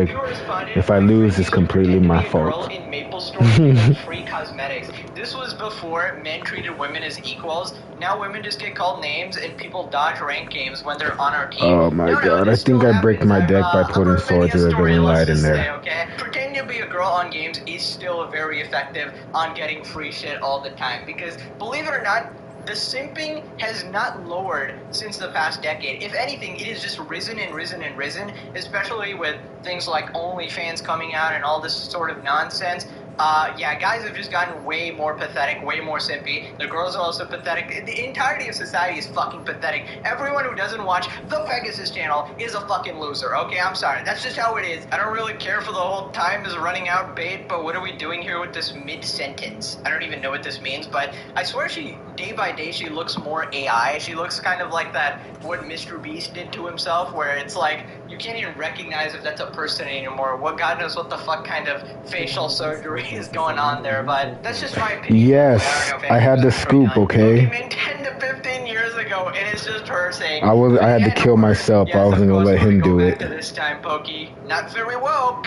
Bird hands 24 seconds in. I don't know what this means. Is this like a weird, like, sort of... Is this like the woman version of mansplaining? Like, you know? Translation. It was so much easier to farm my Sims for money and free stuff back when I was younger. But now that I'm older and pushing 30, there's more competition, so you other women need to hop off and let me be the only one cashing in on the Sims of Twitch. She's one of the biggest factors in why it's gotten worse. Identity politics and feminism squawking was her whole gig for a long time. I think I'm gonna take Soldier of Billion Light out.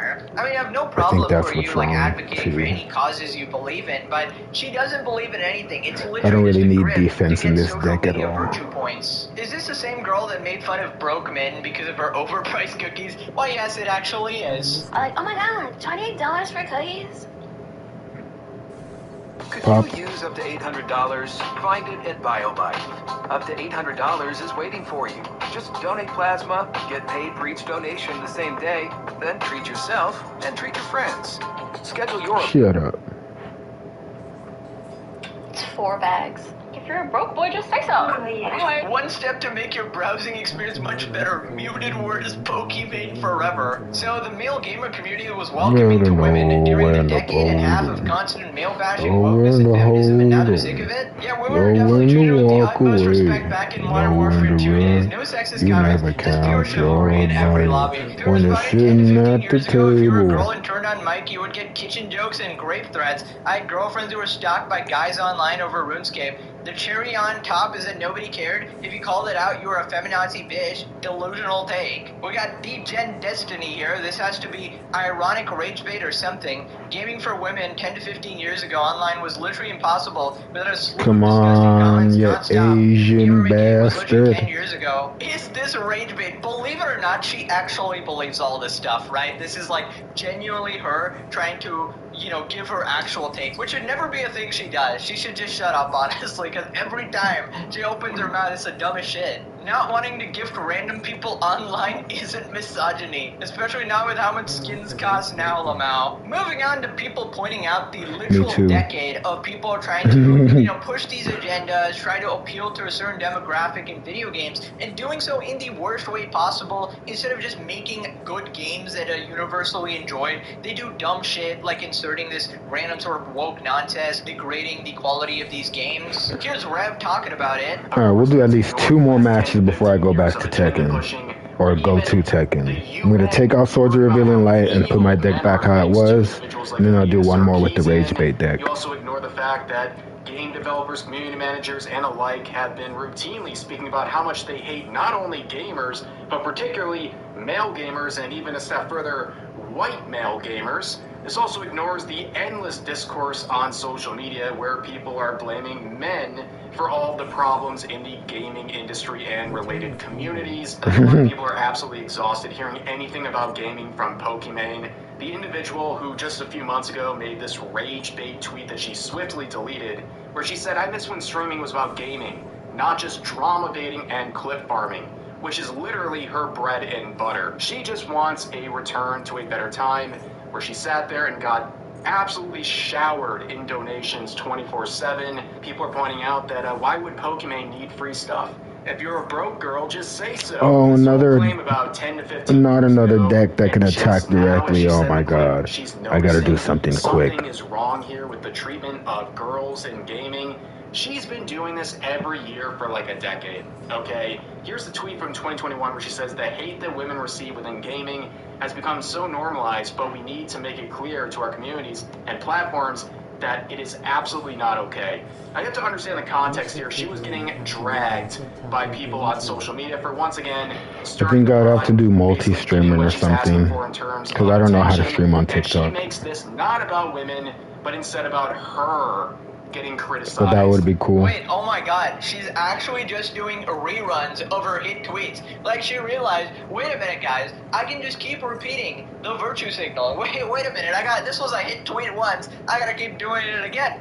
Especially for Tekken, a lot of people watch fighting games on TikTok. Pretty fucking trash. Basically what happened is that anytime she would make one of these tweets or, you know, send one of these takes, she would get a bunch of, like, dorks in her DMs or, you know, basically just people sort of congratulating her. "Oh my god, Pokey, you really care about women in the gaming space. You're such a queen. You're using your influence so well." And everybody knew it was this complete garbage, but a select few group of people, like, you know, the Casey-trons of the community, just fall for this constantly over and over. And how sad is it that she tries to portray herself as, like, the girl gamer, you know, the voice for all I didn't even know gamers. Pokemon played Pokemon played games. Drama bait and pretend to be like this socialist freak or whatever. Go collab with Hassan, talk about the cheap labor in China. Complete clowns. Also a fellow socialist grifter, you know, always talking about the working class and shit. Meanwhile, most disgusting form of capitalism with the like overpriced cookies and selling merch and all this shit. People also pointed out that she doesn't do a lot of gaming. It was like occasionally with her friends or whatever, but like when's the last you saw Pokemon go viral for a gaming clip?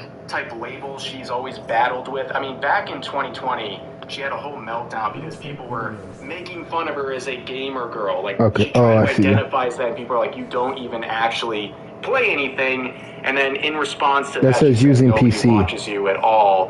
When someone said nobody watches you for your personality or gameplay, I think this screenshot from 2020 really captures the sort of attitude and sensitivity Pokemon has towards anyone trying to call her out for actual content she provides, especially with. So if it's only from PC, I would have to figure out how to multi-stream. People back in 2025. Well, I know a service, but it would have to have TikTok on it or whatever. You also are someone who would make fun of Amber Heard, and now she is rewriting the script here, saying she regrets how she streamed the trial and made jokes at the expense of Amber Heard. Like, this is absolutely insane. She loved rage so much that, well, she's tripping over herself.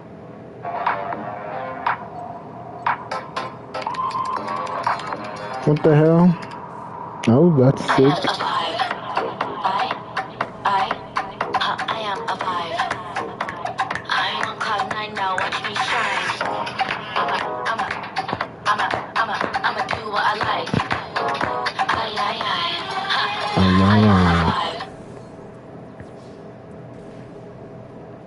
If I didn't have Swords of Revealing Light, I would probably have my defense up faster. Sign up directly on the app. Choose your own hours. Get paid to deliver on your time. There are opportunities in over 7,000 I might have to scoop again, fix my deck, but that's best case scenario. Started today. Yeah, let's just scoop. Let's get rid of all the excuses. Oh my god, of course she's an Amber Heard defender. Even after the trial is actually diabolical, okay? She's unironically one of those I'll see if I can do that. That would actually be pretty cool. It's the most dumb, stupid, ignoramus take ever that, oh, this 50% of the population can do no wrong. Yeah, believe them if they're actually victims, if they're actually telling the truth or whatever. Turns out a lot of people I might lie. do that. Turns out men lie, turns out women lie. Let's It's see. just human nature. You can't just trust everybody blindly because, as you saw in the replies of her tweets, I'll probably have that up by tomorrow everybody then. was like, Pokemon raped me, Pokemon touched me as a But child, let's take right? this out. Because, oh, you gotta There was believe one all more thing I had added. instantly, it proves her take completely Was it delusional impermanence? and I think completely it was. stupid. It's obviously some stupid virtue Let's put all these back nonsense up. that has no bearing in the real world. Imagine you went to court and the lawyer's argument was, believe all victims. Like, you're gonna get laughed out of there, dude. This doesn't work in the real world. You only farm likes on Twitter here because everyone is as regarded as you. We're back to the old deck. Hilarious that Now I have absolutely no I guess excuses. she's not getting free stuff for existent. Wait, I mean, she still is. She's getting subs. I guess not getting as much free stuff as easily No, I as before. could. And she's Because if it's just screen recording, then maybe, but I don't like, know. there is no privilege beyond this, honestly. Like, oh my god, I just want women to exist in an era. I was just gonna put it on another phone. Because you need a strong PC to stream from And they PC. don't have to do anything in life. They can just log onto a video game and a guy just pays for all their skins, all of their premium passes, all of their video games. Oh my god, guys, can we just go back to the good old times? Now Oh, he has people the are all same calling me set. an annoying bee. You know what, Pokey? I think I like this era more. I think I like this era Oh, more. Monster Reborn. I don't need that Finally either, catching but on that whatever. you're a piece of shit. And the thing is, women hate Pokemon. Like, a lot of the comments I get on, like, Pokey videos or any segment of hers is that this bitch should not represent us, right? Like, they actually hate her because she acts as if she's the voice for women, and she's, like, the worst fucking voice. Pure responded, I miss the days when men would give me free stuff.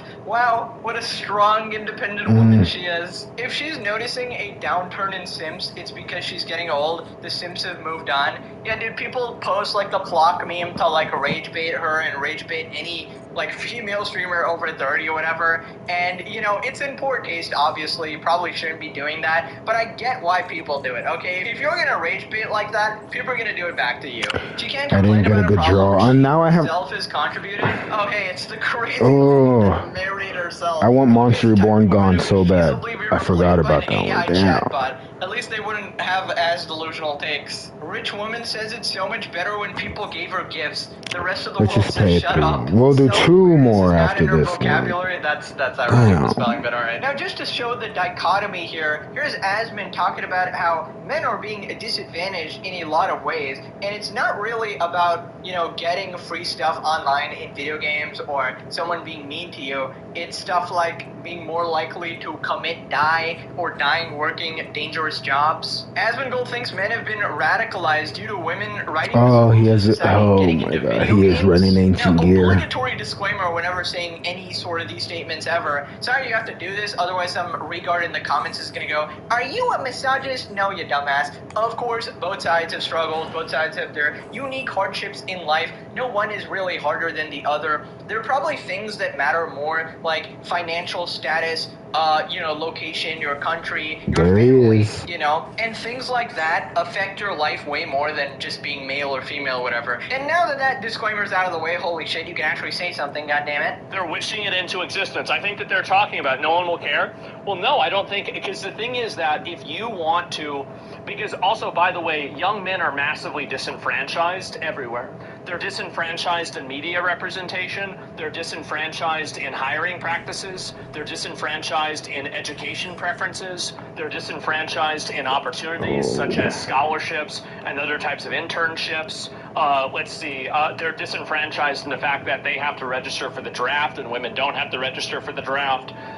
They're disenfranchised in terms of child custody. They're disenfranchised in terms We of, both are. you know, like sentencing in courts. Like, these are all verifiable, quantifiable, because they've radicalized an entire generation of young men by creating an entire culture and society that hates them and that tries everything that it possibly can to demonize, keep them down, delegitimize, infantilize, patronize, and just basically punish these young men for nothing.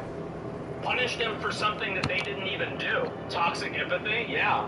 Like you saying you were racist before it was cool? I don't know. Yeah, I guess. That was more a meme, but yeah. So, yeah, we just want to be left alone to play video games. Yeah. All of this could have been avoided. All you had to do was not get into video games. But you couldn't do that. You couldn't do that. You couldn't stop yourself. You had to get into the video games. And now...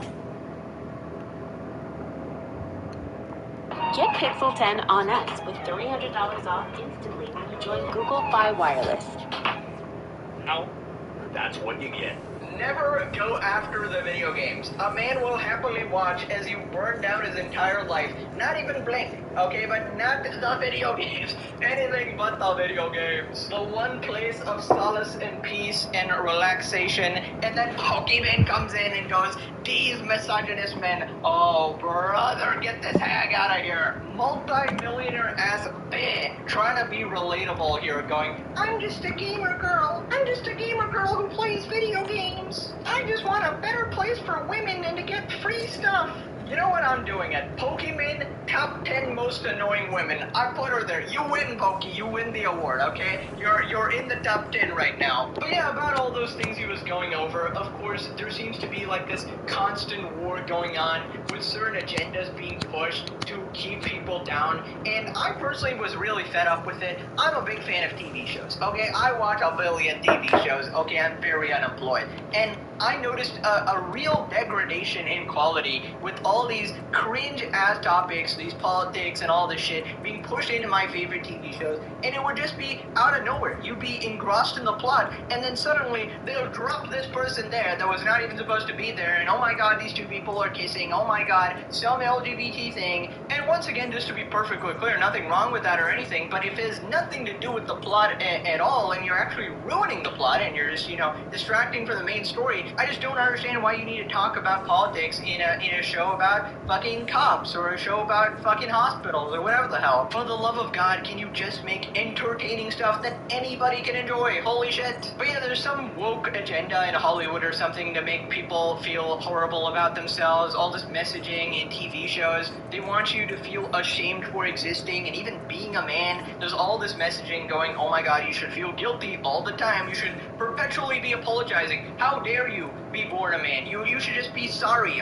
You're taking up too much space. Stop it and apologize to everyone around you right now. Apologize to the minority groups, apologize to the women, apologize to anybody that you are more privileged than, which who goddamn knows, because that one person might be a multi-millionaire, you might be broke, but just because... Is that all you got? If that's all you got, I win, pal. For them. It's like the most insane thing ever. And the worst part is they want you to feel bad even though you didn't do anything wrong. Like, you get blamed for all that shit that psycho freaks do. Like, obviously some people are fringe, crazy people who commit crimes, they're aggressive. Some are terrorists. You know, the people Azan Piker supports, of course, but yeah, they try to have this underlying message of, oh, it's all men, right? And it's just so dumb. And obviously the same thing goes for women as well. You have, like, people like Anissa Jongha, bitch-ass here, Pokemon, bitch-ass, being the representation online, and then a bunch of guys go, well, you know, this is all women. Women are just like this, but it's just like the worst representation, obviously. It's special cases of regards. Mutated by clout virus. Being called a Nazi or racist used to hit different. Now it's just meh. Words used to mean something. Now it's all lies and hyperbole. You can thank fucking Hassan for that one. Right, apparently more people chimed in.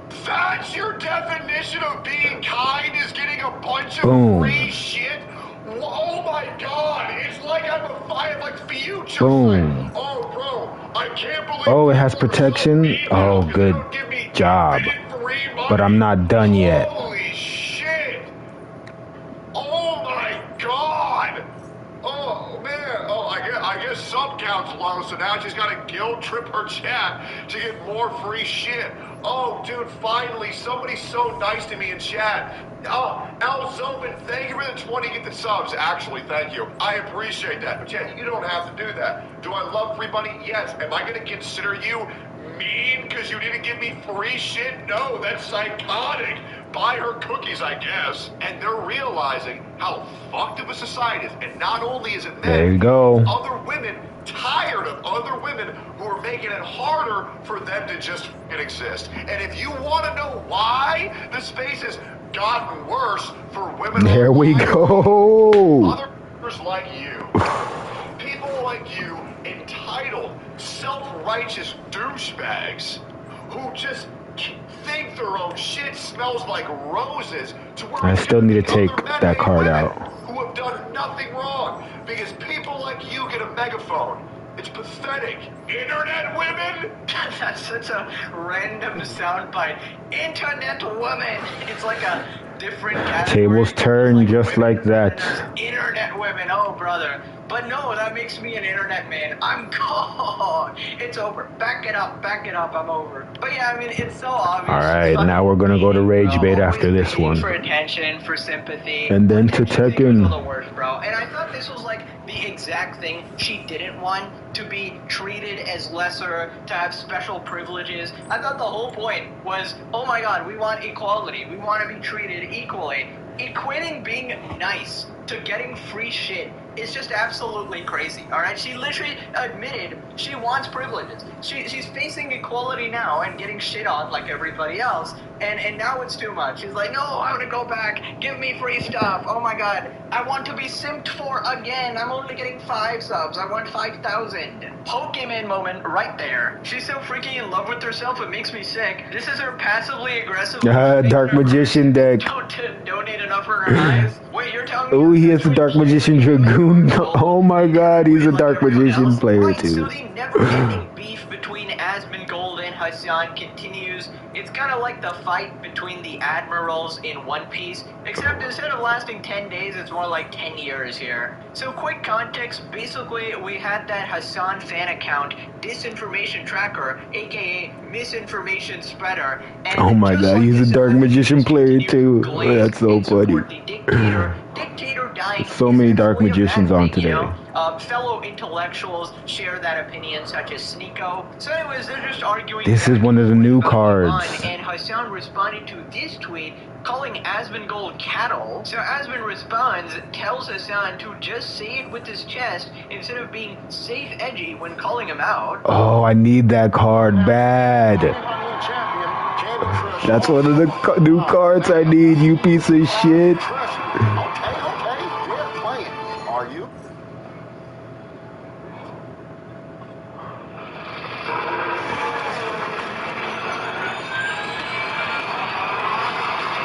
Oh, his deck is structured around that. I don't know how this deck will work then. Asmon cattle. Asmon shows how easy it is to fool MAGA bots that the Iran war is going well. He believed a fake raft of Iranian missile launches. Usually when you say that something is fake, you have to present counter evidence that shows the opposite.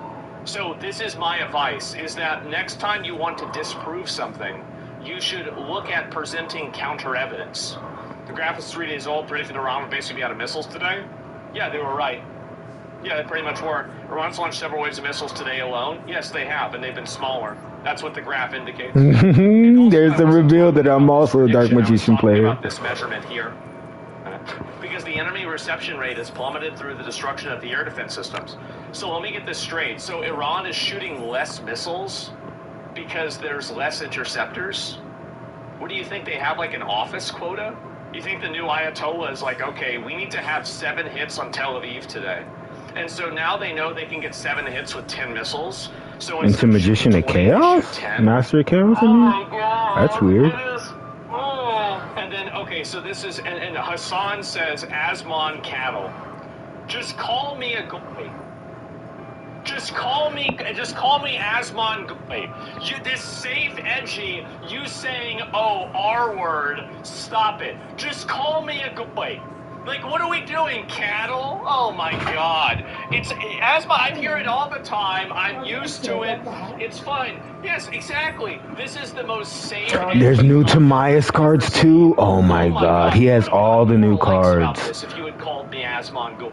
You lucky dog. Yeah, only 1.8k? Jesus, man. That's bad. Yeah, I feel like it's pretty obvious that there's a lot of things that Hassan wants to say, but he actually can't because he has this impression in his mind that he has a squeaky clean PR, right? Just absolutely wonderful. You know, his PR consists of him supporting terrorists openly. So he thinks that, no, you know, I can't say the R word, I can't say this and that because, you know, I want people to perceive me positively. And he completely ignores his, like, murderous threats, right? But I really don't know what he's afraid of at this point because he could pretty much rip any slur, probably shoot someone in broad daylight, and he wouldn't even get banned on Twitch. He would probably get like a 24-hour paid vacation, you know, and invited to Dan Clancy's Island or something.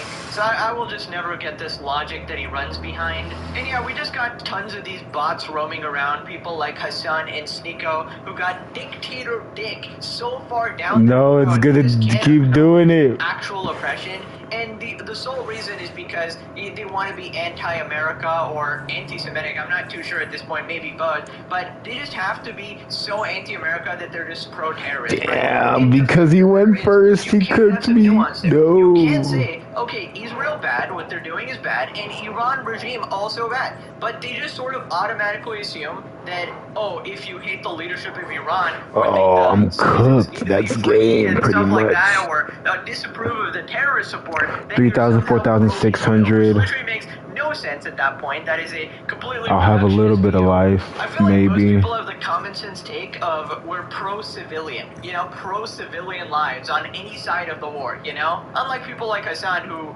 completely degrades them and pretends, you know... Wait, does he have a dark magician in his...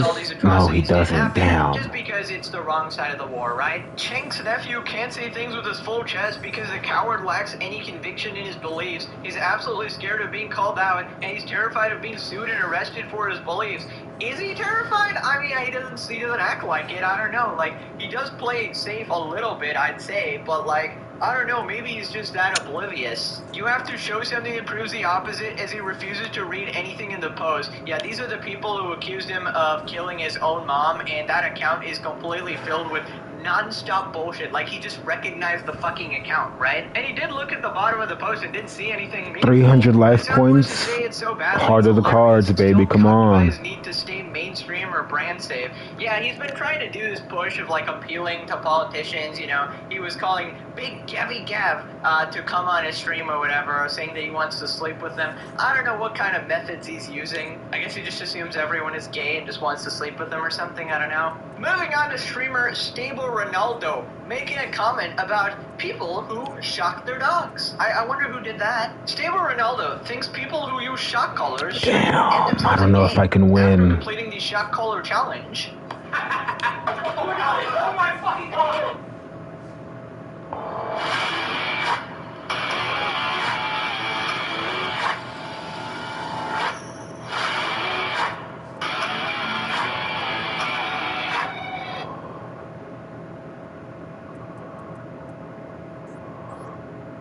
Get $800 off Pixel 10 Pro with $300 off instantly when you join Google Fi Wireless.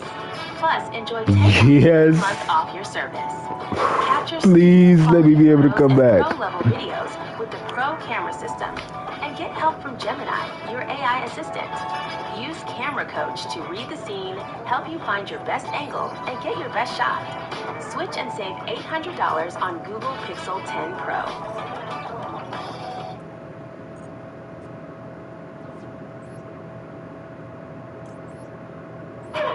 Dude, yo, does anybody here actually use a shock collar on their dogs or cats or animals?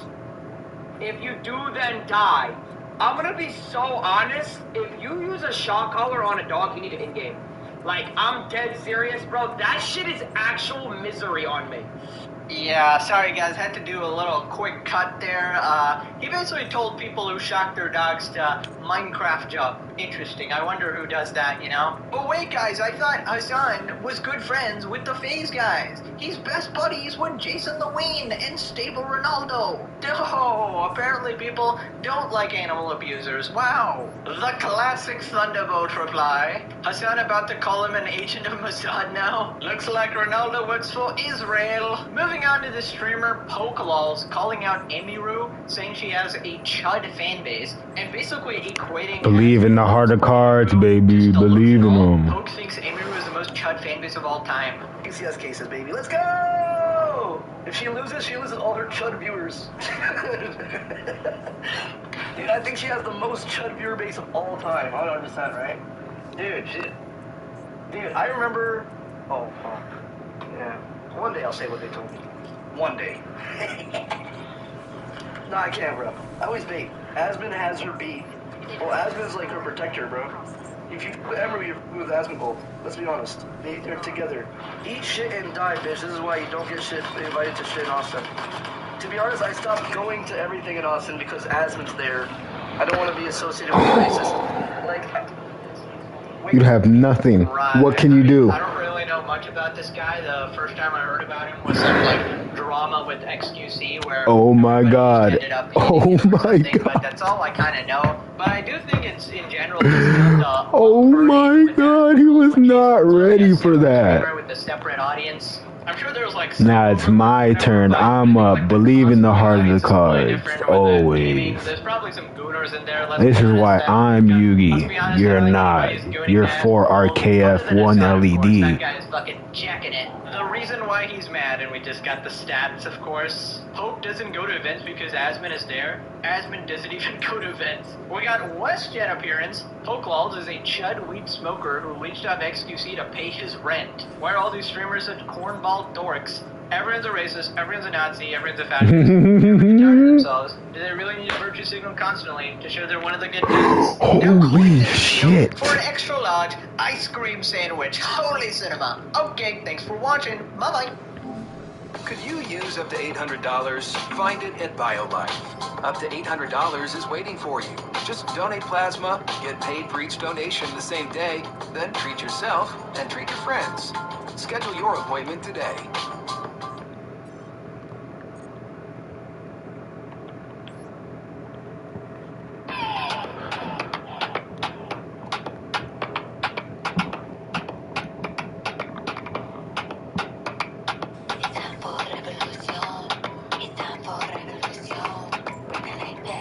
Oh, that was a good way to end it with the Dark Magician deck. Oh, wow.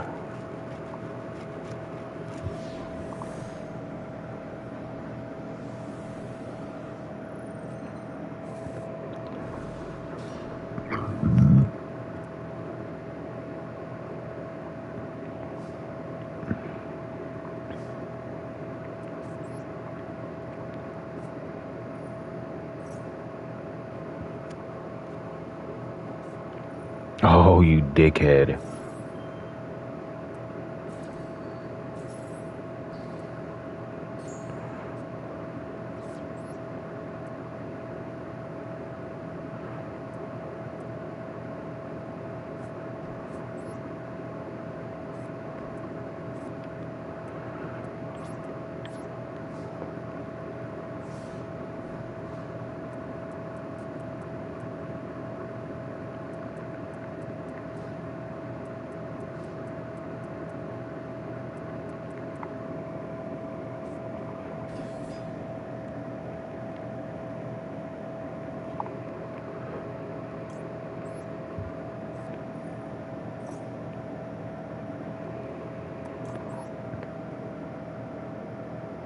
Duncan Trussell has a podcast? Welcome, friends. What? Before we dive into this important, perhaps the most important episode of the DTFH, I've got to go through my dates.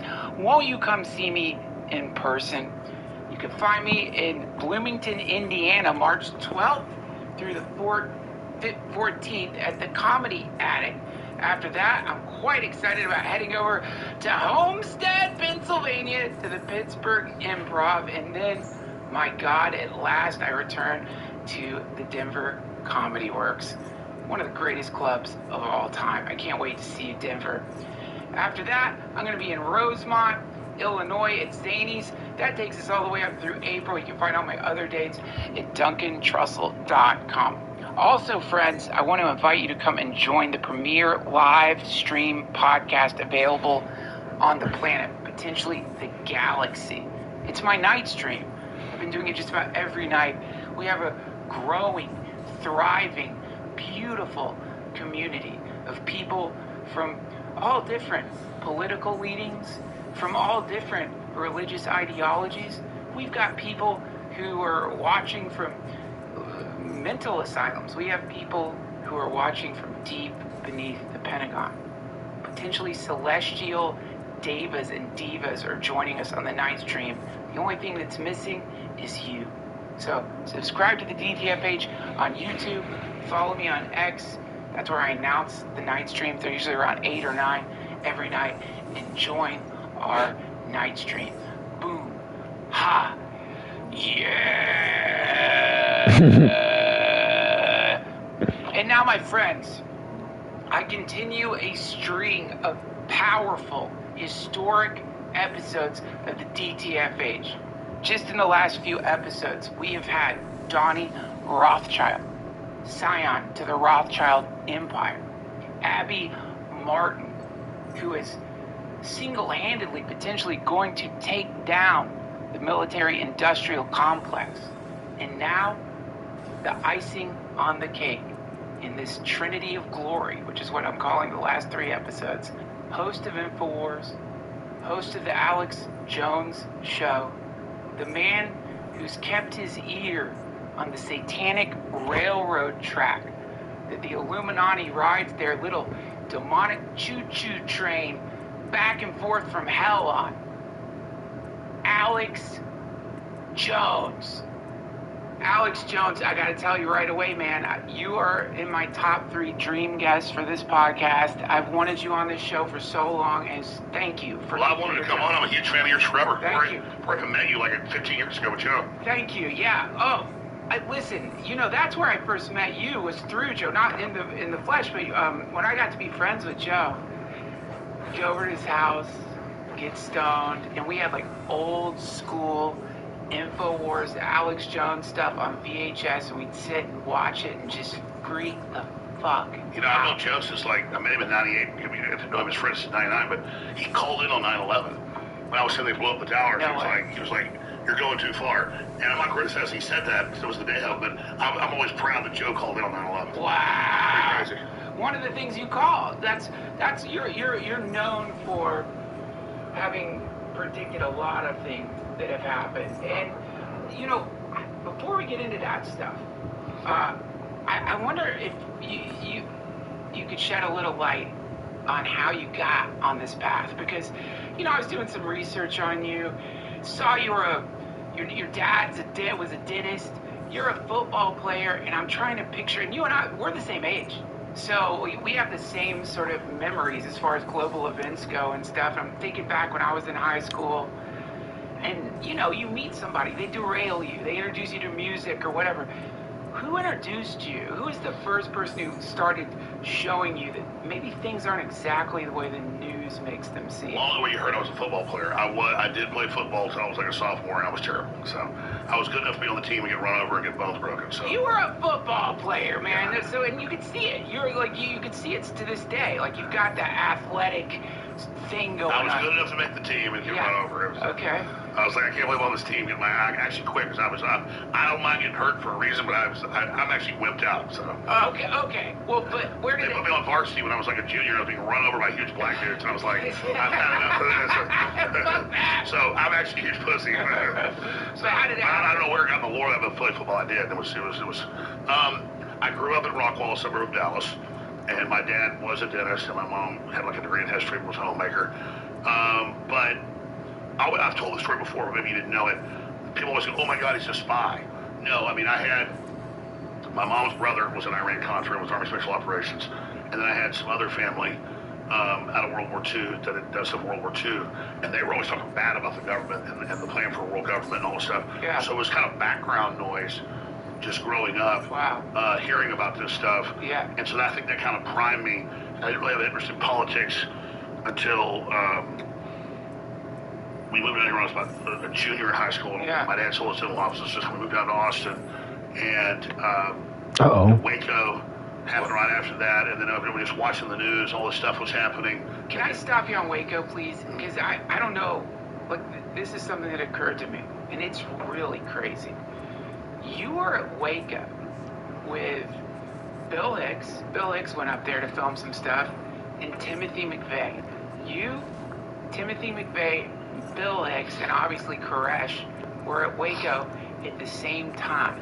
Now, you're the only survivor of those four. You know, Timothy McVeigh executed Bill Hicks, pancreatic cancer. But I just think about, wow, how come someone hasn't just made a movie about those days when people were coming up there to see this horror that was happening, to see this thing that was probably confirming for you all that background noise that you were hearing? Well, sure. Let me just be clear. I had just gotten out of high school.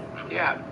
And so I was here in Austin, and I did go up there and talk about that, but I hadn't even gotten in media yet. So I technically, was there right after it happened, not right when it blew up, but like the days after. Yeah. And so it was bizarre that was going on. And then I met Kevin Booth, who I met Joe Rogan through, a comedy producer, and he'd been Bill Hicks's producer.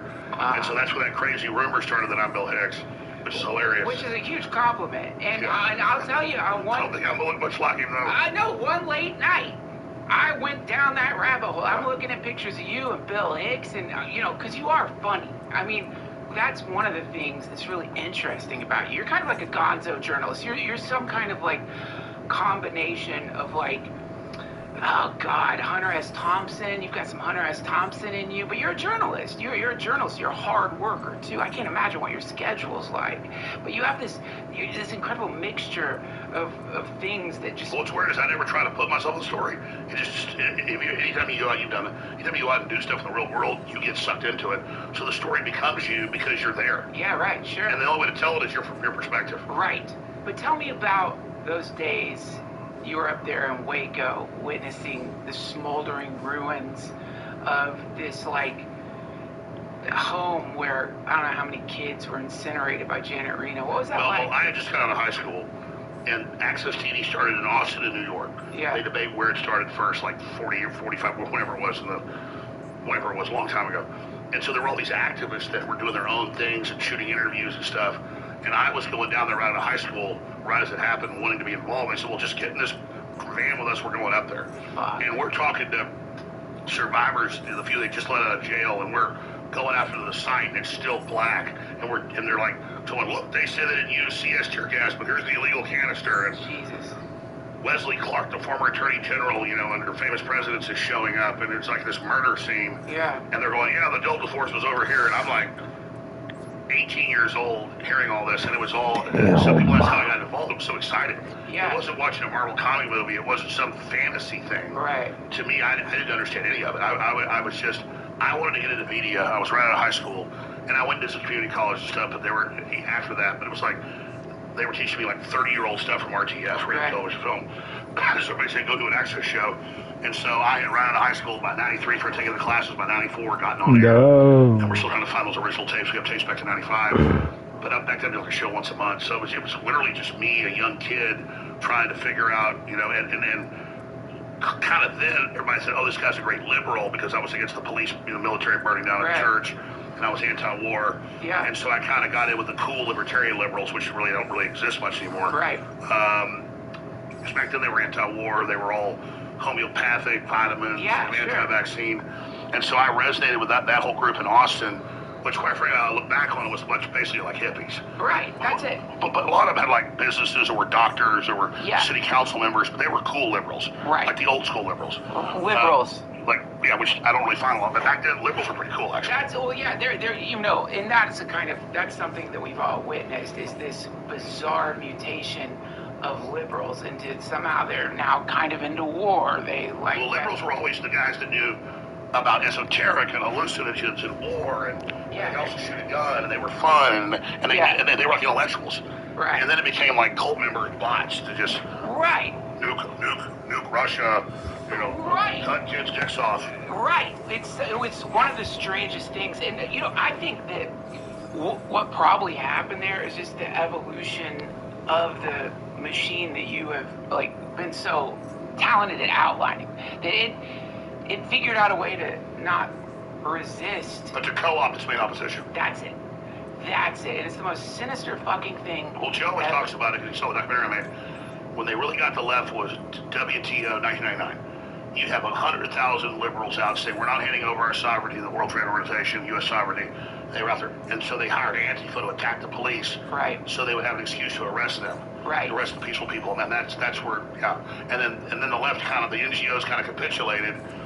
And then, No, I could have won there. I misplayed. Fuck. But I agree with defending them. Now they don't. Right. And that was the start of that. Right. Yeah. And you've witnessed this, and it's the term Orwellian. It gets used too much. I'm so mad I misplayed there. Saw what the current surveillance state looks like. You see my prediction came true. I think he'd say, "Holy fuck!" Damn it! To live in that world that he then it's so far. It's there. This shit that's happening right now is so subtle that you don't even know for sure what's real anymore, but there's, I think most Fuck, I'm so mad. I could have won right there if I paid attention. Every time you go online, you're being nudged by the algorithm a little bit. That was such a huge mistake right there. NLP, neuro-linguistic program. You get around one of those motherfuckers. You tell they're oh my god. That was the dream situation, and I just fucked it up. Well, I would catch myself like Cobb, a snake, and John Holbuck. I'm like, I know this is bullshit, but God, it's so Yes, That's not good at all. it's like, it's a gross feeling, man. It's like when a dude puts his hand on your lip. It's that sense of like, what the fuck are you doing? And so that's what it feels like right now going online. You're getting some kind of conditioning, whether you want it or not. What, maybe it's not from a state entity, but from the corporate entity. Well, you know something key? I've been studying this stuff for 35 years, on air 32. And I have spent a lot of brain power discerning what's real, what's not, what's twisted, and it's exhausting. Yeah. People that don't have it, who haven't been studying this, I don't know how they deal with it, because it's to me, yes, what your sources are, mine are shit. I'm so mad I ruined that. I could have switched it. Why did I not click to use it? Oh my god. I don't know why I did that. None of it's real. You go to the live stream of Tel Aviv. That was the perfect chance. I'm so sick. The only thing I can hope now is to get a magic cylinder. That's it. I can just hope for a magic cylinder and get a second chance. That's literally the only thing. Oh my god. And now he still has the gates out, so I need to bait it out and then hit magic cylinder again. Yeah, that wasn't gonna happen. I messed up. That's my punishment. And my sources already previously had. Oh, now I have to play this deck one more time. Decapitate. I'm so sick. I messed that up. Yeah, I know. I'm about to say, folks, it's just causes pollen. I'm sorry. It's driving me crazy. Me too, buddy. I'm all right. I got some coffee and water too. First, they need to decapitate the Iranian leadership, then destroy their air defenses, then destroy their main military and their navy. So that's pretty much happening. But Trump said 9 months ago in June, this is about taking out their nuclear sites. That wasn't true. That was just getting us used to this. Right. And so now it is about basically sleepwalking us into a full war. Now today, Trump said he may support boots on the ground. So overall, I've been supportive of Trump because he was disruptive of the global state of women first. Yeah. But more and more, it looks like he's pretty much trying to join them. And so, just like NATO and the EU sleptwalked us into war with Russia, we're being sleptwalked into full war with Iran. I think it's bad. What happens to American presidents? What the fuck is it that happens that inevitably, no matter what they say, inevitably they just turn into the same person? They just turn into somebody who's gonna drop bombs somewhere in the Middle East. They have the very best CIA briefers, the very best psychologists. They keep them up. They give them threats. They put this responsibility on them that there's imminent doom. And then they just try to psychologically manipulate them. Right.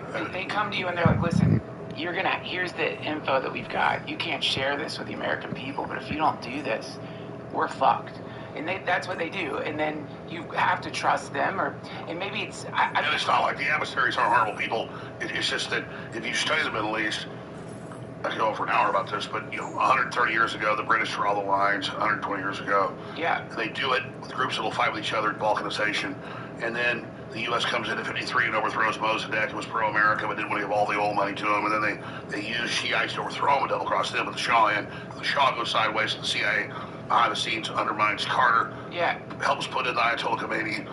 Then as soon as Reagan was elected, they released hostages. They do Iran-Contra for weapons to fight communist Central South America. So this is all declassified. Just like right before Trump got in, they overthrew Assad finally, Israel, NATO, and Turkey, put the leader of Al-Qaeda in charge. Yeah. It's just like Obama funded the Arab Spring to overthrow our allies and put the Muslim Brotherhood in Egypt. Yeah. They, just like Israel founded Hamas in the 80s, they admit that. Because they said, we don't want mainline politicians that want hotels and women in bikinis. We're going to put radicals in because then we can have an enemy later. Oh. So it's a long game.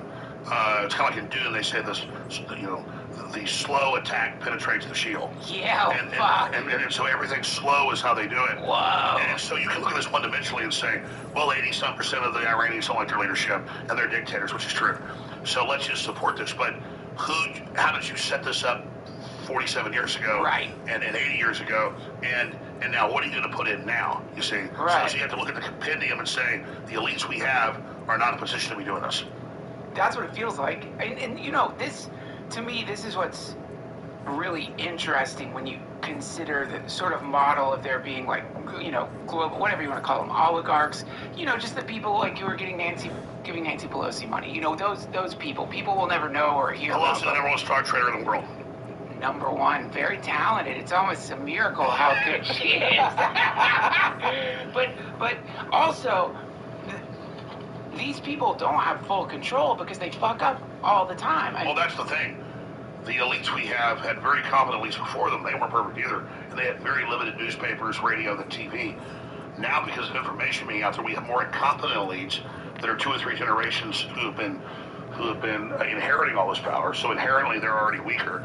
Then you have more distribution of information. It's a perfect storm to bring down the establishment. So now all the big governments and corporations want surveillance, they want censorship, they want dumbing down. Well, if we're dumb, let's poison the public even more to make them under us even dumber. And that is what got declassified a week and a half ago. What's that? Operation Artichoke. What is this? We knew from the 77, 76 Frank Church Committee hearings about Operation Artichoke, MK Ultra. Yeah. But just the basics. They declassified all of it, Tulsi Gabbard did. And in it, it says in 52, we're going to put poisons in the vaccines to make people dumb. We're going to put poisons in the food and water like fluoride to lower their fertility, give them cancer, make them more manageable because Americans are too informed and too smart. And it's all been declassified a week and a half ago. Holy shit. And like here are the documents. Declassified CIA files reveal chilling blueprint to manipulate Americans' minds through covert drugging. What the fuck? But it actually says it right there. Holy shit. Daily Mail, CIA mind control program, holy shit. Chilling. What the fuck? And even their spin is it talks about depopulation control, but that's in Henry Kissinger's Memorandum 200 too from 73. He talks about that. Who the fuck names these things? Why do they call it artichoke?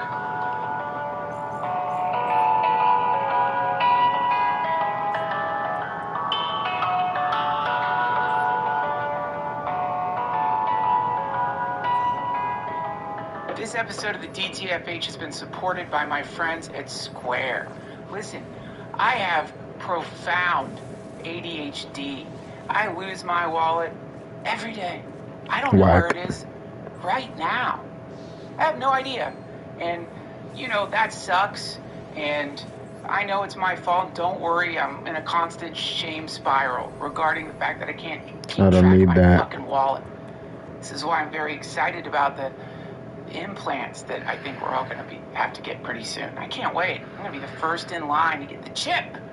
But in the meantime, I feel like I do owe a debt of gratitude to Square, not just for supporting the DTFH, but for somehow creating a universe where I can actually lose my wallet and still get lunch. I can still get coffee. I can still buy things and not have to get to a place to eat and realize it's not going to work. They're not going to take your phone. Square's everywhere. It's one of the great feelings of relief a person like me can have when you walk into a place and you see that beautiful white Square thing. I'm sorry, Square, I'm not exactly sure what it is. The card reader, chip reader, their beautiful, sleek little device. You just bring your phone up to it. Ding! Fuck you, ADHD. It doesn't matter. I don't need stupid rectangular bits of plastic to buy things anymore. Thanks to Square. Oh, they do take credit cards, by the way. They're great. Square not only helps people like me, it also is wonderful for businesses. Businesses using Square Online earn 36% more revenue on average. And it's not just a point of sale. Square includes the new version. I'll take it. So now I have 3 versions. Like Square Checking to get paid instantly. They accept every major payment method. Tap, chip, Apple Pay online. They let you see sales and inventory in real time across every channel. And they help you access your earnings immediately with Square Banking. So whether you're somebody who maybe smokes a little bit too much weed and can't keep track of their wallet, or whether you're somebody trying to run a business, Square is the right choice for you. If you're starting a business or Running one that deserves better tools, Square helps you sell, manage, and grow without slowing down. Right now, you can get up to $200 off Square hardware at square.com/go/Duncan. That's SQUARE.com/GO/Duncan. Run your business smarter with Square. Get started today.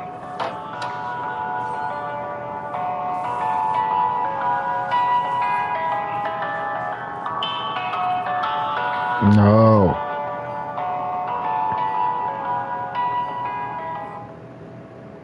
I would 100% recommend. You guys would be great. In a car accident in June of last year, somebody T-boned me, totaled my car. I was recommended by one of my friends who had been in a couple of other car accidents, and you guys took care of her. And I mean, the entire process was easy. I was always able to communicate with my representative. I didn't have an issue. They represented me well. Amazing. I was able to get all my medical treatment, and then I feel like the payout is If you stole you some 1 month from your extra you must from your field, then you can someone. What? I'm just gonna take that on principle. What if our next app wasn't slow? What's this? Earn skills in weeks, not years. At University of Phoenix? Oh yeah, I'm already programming. Can you program a racing app? Can you market a racing app? Looks like I can learn. Yes! It's our company's Wow. Well, the CIA was looking into methods beyond chemicals, listing hypnosis, sensory deprivation, gases, and other psychological methods for interrogation and behavioral control. Artichoke served as a precursor to the CIA's MK Ultra program, which later broadened mind-altering experiments on a large scale. I just don't think, you know, They talk about vaccines in there. This has got to be something really frustrating for you, and you've experienced it your whole life, I'm guessing. But I'll tell you, and I'm like, I'm on board with a lot of what you talk about, man. But even now, you hand me this. I know there was an MK Ultra. I don't want to believe it. I don't either. But it's just crazy though, because they talk about vaccines everywhere. I don't want to, but that's what I'm talking about. Is like built in to all of us is something where we have a knee-jerk reaction to new information like that, which is the most unscientific reaction you could have. Instant rejection. Well, here's the deal. It's good to question things. I don't want to believe this either. I want to think other people are nice like we are, but most people are. It's that a very small, like they admit, like there's a proclivity for CEOs. Chaos Sorcerer. Much higher, level. Maybe like whatever the number is, 1%'s a psychopath or less. 30% of them are psychopaths. I'm going from memory, but it's just the fact that they're willing to do it. They gravitate to those positions. That's where people like us stop. You know, they talk about, Bohemian Grove, the secret societies, the initiations. I don't doubt there's ritualistic initiations in the upper echelons. But there's like a primary barrier, which is, I think if you aren't a sociopath, if you aren't fine blowing people up, killing people, even if it's in a secondary or tertiary way, just being involved in some way of blowing people up, you're not going to get access.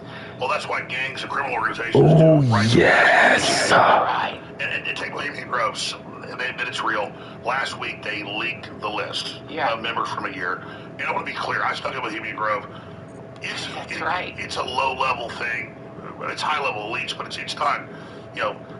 Kid Rock admitted he went there and he said, "Yeah, they asked me to come sing. I was a guest, and they kind of got weird. And I told them, screw you." But it's mainly a bunch of Republicans. It's just a new skin? Kind of stuck up and insecure, and it's kind of a gay thing. It's disappointing, isn't it? When you realize that, man, you snuck in there. I think you're the first person who snuck into the Bohemian Grove. Then somebody else made it in a kayak, got up to the owl. Then you realize that owl, it's just like fiberglass. It's fiberglass. Yeah, so... It's like a putt-putt owl. You look at the pictures, you want it to be, I don't want it to be.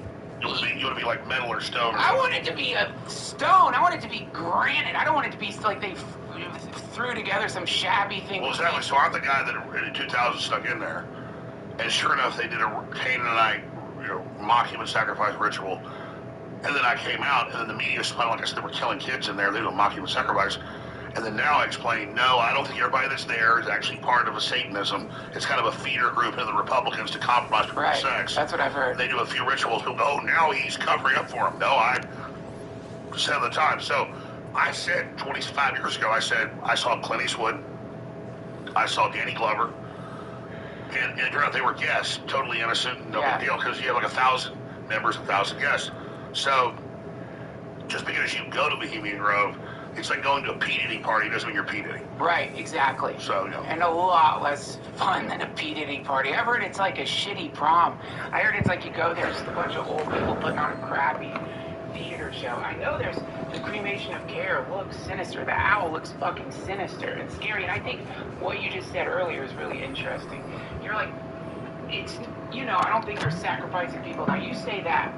Some contingent of your audience is like, oh fuck, Alex Jones is compromised. He's covering up your Bohemian Grove. That's kind of a pickle you're in, right? Like, if you continue to be a journalist and, like, just say what you found out, whether it fits in with, like, the most scintillating, scary shit or not, some part of your audience is like, what the fuck? Yeah, and here's the deal. The corporate media discredited me 25 years ago, said I said all those things in my name. So they do it in my name. And then I go later, no, that's not what I said. Right. They still turn around, but that's what they do. But like I said, I'm on record 25 years ago saying I saw Clint Eastwood, I saw Danny Glover, I saw some senators and stuff, but I was only in there 5 hours. And back to that little DV camera, so I was able to get 2 tapes in and record. Right. I go in, I sneak in under the deal, crawl through the swamp. It's in a gorge, a 2,700-acre redwood grove on the Russian River. And I get questioned by Secret Service, so I say, okay, I better hide out. So I climb under a porch, and there's like centipedes and stuff under it. You're crazy. But I had a map that I'd gotten from an insider that linked it to me. That about 500 yards away was this pond and this owl. So I wait until it started getting dark. I come out and I hear like Call the Mountain King playing with symphony. Dun dun dun. Terrifying. Dun, That's dun, scary. Dun, dun, dun. I have video of this. It's in my film Dark Secrets Inside Bohemian Grove. It's free online. Dark Secrets Inside Bohemian Grove. And so I walk about 100 yards from the hill, huge oak tree, huge redwoods, biggest you ever seen, bigger than the National Forest. And there's all these big tables with them. Well, shoot, I can probably grind up the cards and get them now. Now it's almost dark, and I walk with them. And as I'm going through the crowd, I'm like, I recognize that person, but who are they? I don't know who they are. I go, God, that's Clint Eastwood. I go, I got to fuck Clint Eastwood, big fan. I'm like, no, don't do it. I'm gonna use the restroom before Yeah, they try to go. I do that. Damn.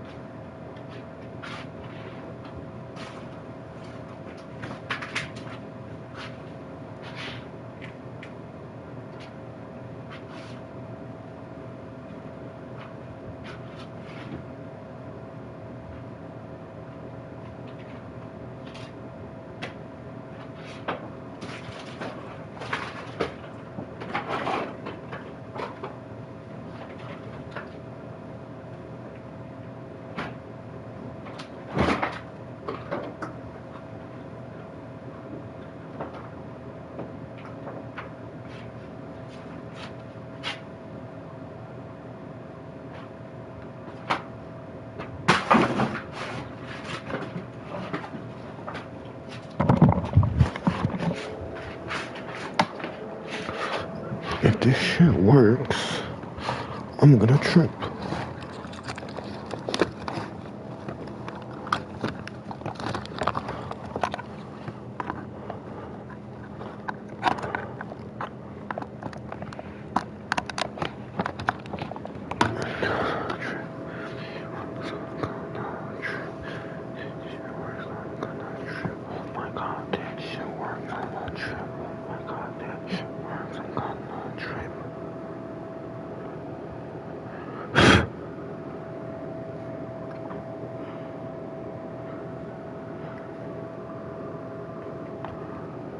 Holy shit.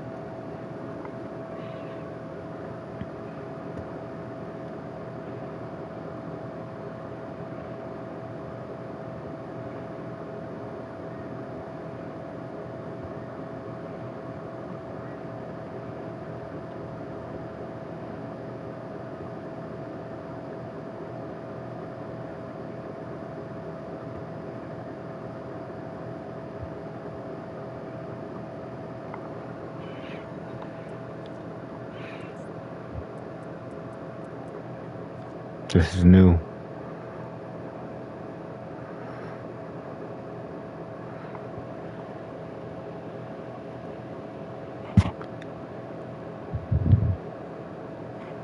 So that's for Shining Sarcophagus.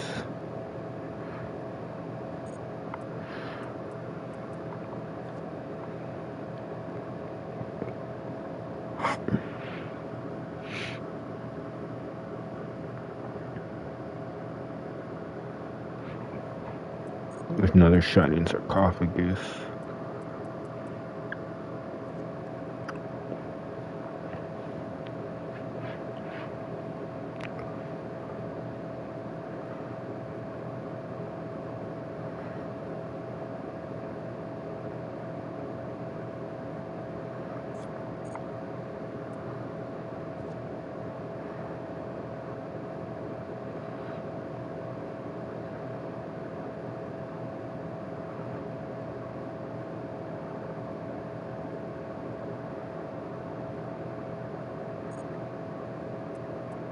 That might be good.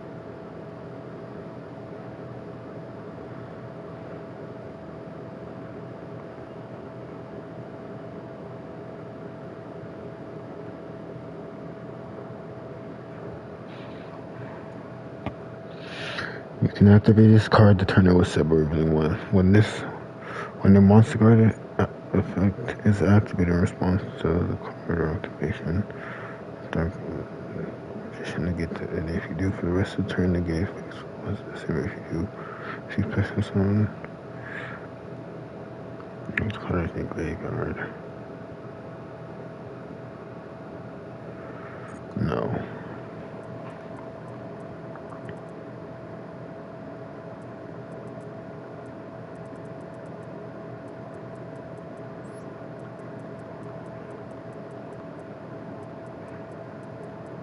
Wait, why is it a UR here?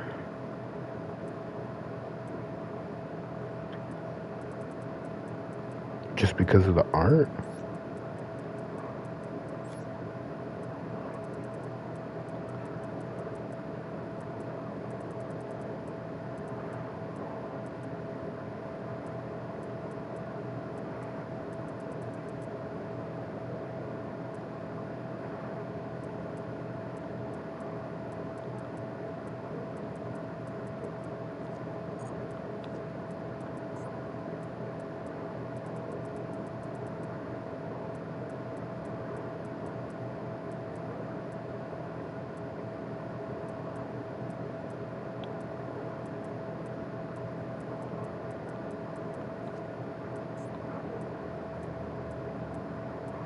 Okay.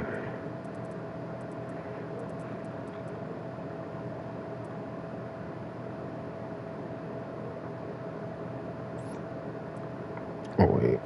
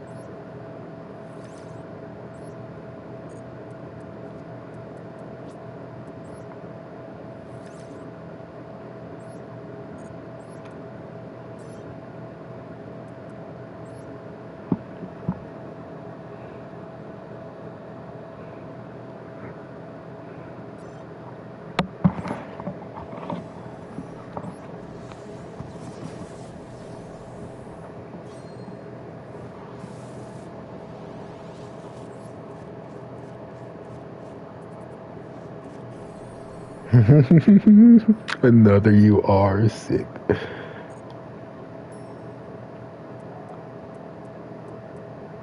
What was I doing?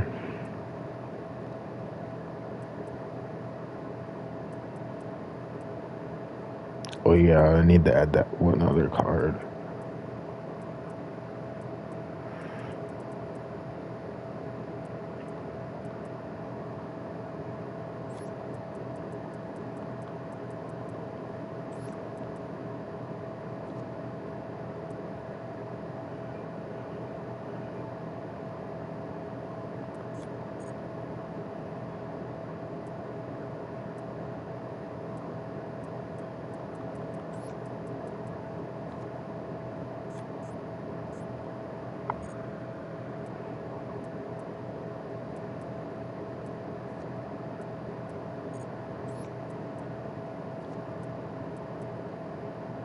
I can't generate those ones?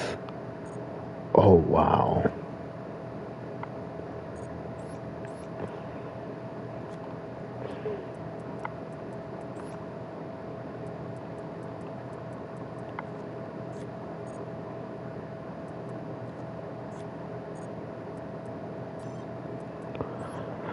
See what it's like with the new cards.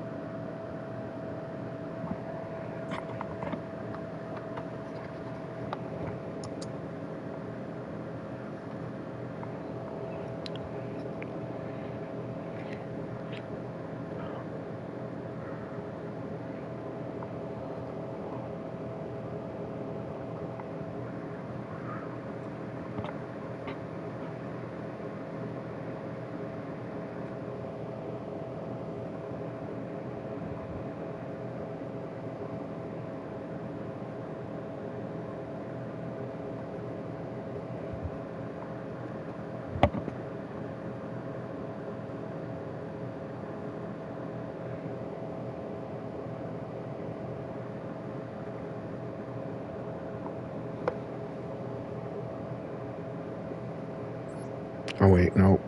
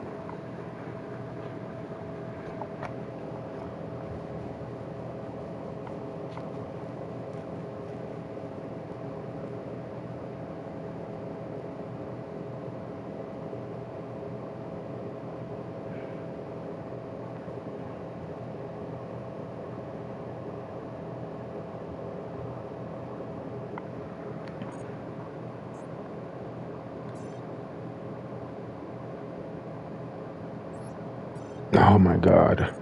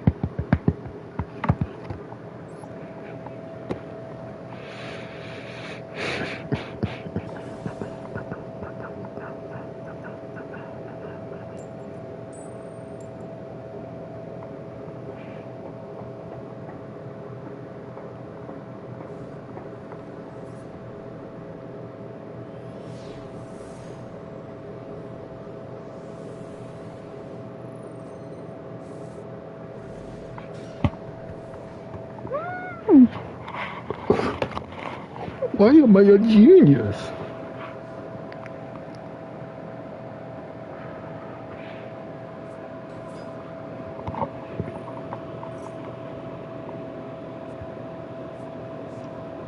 Okay, so I'm on stream right now. Everybody's just put me onto this story about bodies turning up in the Houston bio.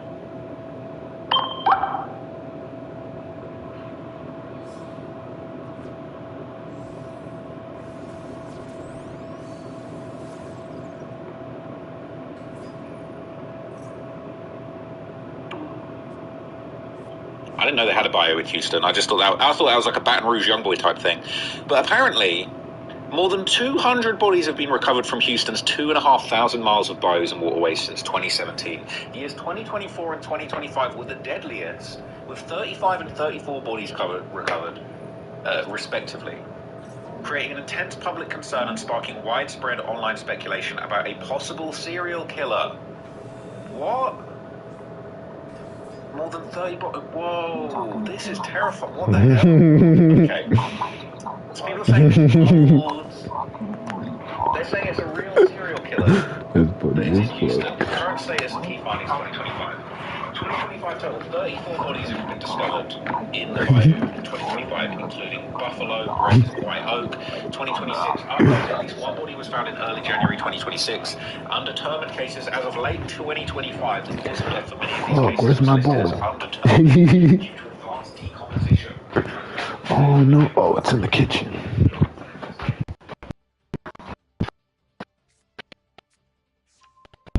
Fucking Blazekin EX. Many believed to be from the city's homeless population. Cause of death undetermined. Some have been accidental drowning, self-deletions. Reset the fucking PC. The Houston Police Department says there's no evidence of a serial killer. They're always super eager to tell us there's no evidence of a serial killer. Like, are you sure? Like, sometimes it seems like there might be some evidence of a serial killer. But hey ho, it happens, right? We've been on stream for an hour and a half already. I feel like I've barely done anything. Anyway. They're saying no evidence of a serial killer. I don't know about that. Alright, that's crazy. So look, let's look at some of the news and the reporting about this. Alright, bodies in the bayou. This is a real thing. So they were trying to connect this to David a minute ago. This is bodies in the bayou, inside Houston's waterways and unsolved cases. Families want answers after loved ones found in Houston bayous. Right, and this is a copyright 2026 to Houston. Alright, they stamped it, they merged it. So there's a whole documentary about it. Since 2017, more than 200 people have been found in the bayous. Social media is full of questions. How did these people die? Was someone responsible? Is there a killer? What are the police doing to stop them? Harris County District Attorney says there's no serial killer dumping victims into the bayou, but every time a body is found in the waterways, people believe otherwise. KPRC spent 2 months speaking with the victim's family, Harris County's top prosecutor, and others for a 30-minute special. Bodies in the bayou. Lauren Freeman, cousin of Kenneth Kite Jr., expressed frustration about the investigation. For 19 months, she searched for answers about what happened to her cousin. His body was found in the bayou east of downtown Houston in June of 2024. Houston police investigated, but later closed the case. This helps me pay for my bills. Sign up directly on the app. Choose your own hours. Get paid to deliver on your time. There are opportunities in over 7,000 cities. Keep 100% of your tips. Download the DoorDash driver app and get started today.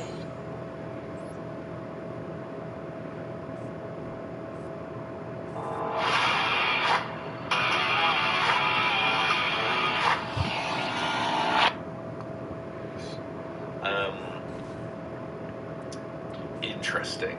It says it's pretty close-ended, if you know what I mean. It's like, if you bring evidence, okay, what do you want us to bring? What exactly do you need to reopen this case? Kenneth Kite Jr. is among 40% of people found in Houston bayou since 2017, whose deaths were ruled undetermined by the Harris County Medical Examiner. That statistic has fueled public speculation about a serial killer. Andy Cahan, Director of Victim Services and Advocacy at Crime Stoppers of Houston, said not only is the public obsessed that this potentially could be a serial killer, from my perspective, it almost appears as if they want there to be a serial killer. Don't know about that. I think they just want you to look into this properly and actually work out, is this a real thing that's happening? Experts also examined the bayous themselves and whether they posed dangers. Dr. Phil Mediant, Chair and Professor of Environmental Sciences and Engineering at Rice University, said the bottom is very, very slippery, and if you slip on that muck down there, there's a chance that, yeah, you could drown. District Attorney Sean Thier emphasized the bayou is a part of Houston's identity. We're the Bayou City. It's part of who we are. It's not something to be feared. None of them are something to be feared. They're something to be respected. I fear the bayous. It said, meanwhile, families like Kenneth want answer, justice, and peace. Freeman said maybe someone else's family. Turning on the microphone here. Police said maybe somebody else's family is going through the same thing and will see this. They'll see this and they'll get the courage to come forward and say, no more, just like I am, and they'll talk. Grizzy from Grizzy's Hood News, a dedicated community advocate, is raising awareness about people found in Houston's bios. We've got to check out Grizzy's Hood News. That sounds amazing. She follows local news closely and says she's approached daily by residents asking about a possible serial killer in the city. Grizzy also hears from family members desperate for answers about unsolved bayou deaths. Let's check out what Grizzy's site is saying, okay? If it's real news, it's Hood News. Shout out to Grizzy. Alright, we need to know about these bayou deaths. She's talking about a whole bunch of other things on here. I'm not seeing the bayou deaths. Let me just Why can't? Let me do a little bit of research and find her reporting on this. So here's an article from Grizzy's Hood News. Why can't I summon Big Eye? 2 bodies recovered from local bayous in 2 days, and this was back in March 2025. So this was just about a year ago. Okay, I don't want to accidentally show a body, but yeah. It says 2 bodies were recovered from local bayous in 2 days. Yesterday around 4 p.m. I got a message from a Hood News peep reporting a body found in Buffalo Bayou near San Jacinto Drive. Divers were on the scene and recovered what appeared to be a deceased male from the water just a few minutes ago. Another peep reached out about divers working in Brays Bayou near OST and Telephone Road, where a second body was discovered today. We're sharing 2 images, nothing graphic, to keep the community informed. At this time, no info has been released about the identities or cause of death in either case. That is crazy. So this is another article, right? Bodies in the bayou, family pushing for answers. New data shows 189 bodies have been pulled from Houston area bayous since 2017. Let's see what this video is saying. Bayous, 189 bodies found since 2017. Nearly 40% of those cases have an undetermined cause of death.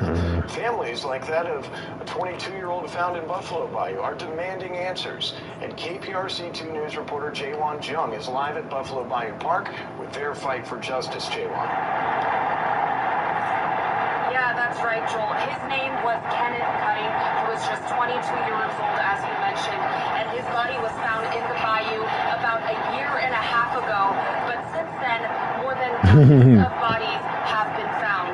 Tonight, I spoke to Kenneth's cousin, Lauren, who is demanding a thorough investigation. For many in Houston, the bayou is the heart of the city. But for others, it's a place of heartbreak. I don't think anybody ever prepares you to lose somebody that's that close to you. That includes Lauren Freeman, whose cousin Kenneth Cutting was found in the bayou July of last year. Kenneth was a 22-year-old young man that was found dead in Buffalo Bayou. I sat down with Lauren as she walked me through a chain of events leading to his discovery. A chain of events she's still trying to piece together. One of the boyfriends came out and basically followed Kenneth down the escalator, and you can tell there was definitely a verbal disagreement. Kenneth had been at Pete's Piano Bar downtown with his 2 boyfriends he was in a polyamorous relationship with just a few days before he was found. About 2 o'clock in the morning, my uncle received a text message from one of the boyfriends saying that my cousin went crazy, that he was fighting them in a car, and that he got off at I-10 in Waco. Kenneth's body was found about a mile away. You know what? And this is not somewhere Kenneth had ever been in his life. No. His death was ruled by the medical examiner's office as undetermined. No. KPRC2 has Oh, so she is the next character. Nice. Ruled undetermined in the last I heard she's supposed to be 7 feet or something like that. 80% of all bodies found. This is bigger than Kenneth. It's more than just him. Do you think that Kenneth would know that you and your uncle are fighting to get justice for him? Oh, 100%. And she tells me she won't stop for her young cousin who loved art and is full of life.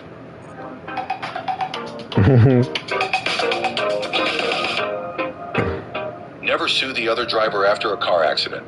There's a better way to get paid. That's not true. How did I stop watching Alex Jones? What the fuck? I go with the crowd down to the pond. They'll go around on the eastern side. Here's the owl on the northern side. And then they, sure enough, I later learned Walter Cronkite was the voice of the owl. They're going on Sacrifice Owl. And so, yeah, it was theater, and it wasn't coaching, but most of the people there, it's like first level. It's just, right. You know. Yeah, well, okay. First of all, man, I gotta applaud you, because that is balls of steel. Listen, just based on probably what you knew about the Bohemian Grove, you didn't have all the information, but to creep in there, go under a porch, No way! What? That's where, just based on what I've heard about it, oh my god, if they're gonna kill me, I just got I'm cooked. dead. And then you realize it's not quite what you thought, but was there any moment during your invasion of the Bohemian Grove where you thought to yourself, am I fucking crazy? Oh, here's the deal. Sean Bronson, Hallelujah. came to me in Waco, and like for a memorial service, we built a memorial church for everybody that died and put a plaque up. In like 99, he says, listen, I have liability, I can't sneak in there, but I know insiders. They give you a map, they give you like a passcode, so I got away from the Secret Service. Because they have like over 100 camps. Yeah. It's huge. Up on the hills, most elite, the president stay in the chalet. It's actually like a mansion up on the hill. Everything else is like log cabins. Yeah. And it's all hierarchical. And so he said, I want you to sneak in there and I want you to videotape it so you'll have stuck in a few things. And I'd heard about Bohemian Grove, and even back then I was like, oh yeah, there's a little worse for me now, right? And so I get there, and there's a guard gate, and there's like a creek, kind of like a swamp river right here. It's a gorge. Yeah. And I'm like, this is easy. I'm going to sneak through the woods, go into the barbed wire fence. They have these flat backhold buses with the tops cut off. The guys park their cars, get on. I climb up, dress like a friend, drive in. And then there's these old men. And I'm like, this is a piece of cake.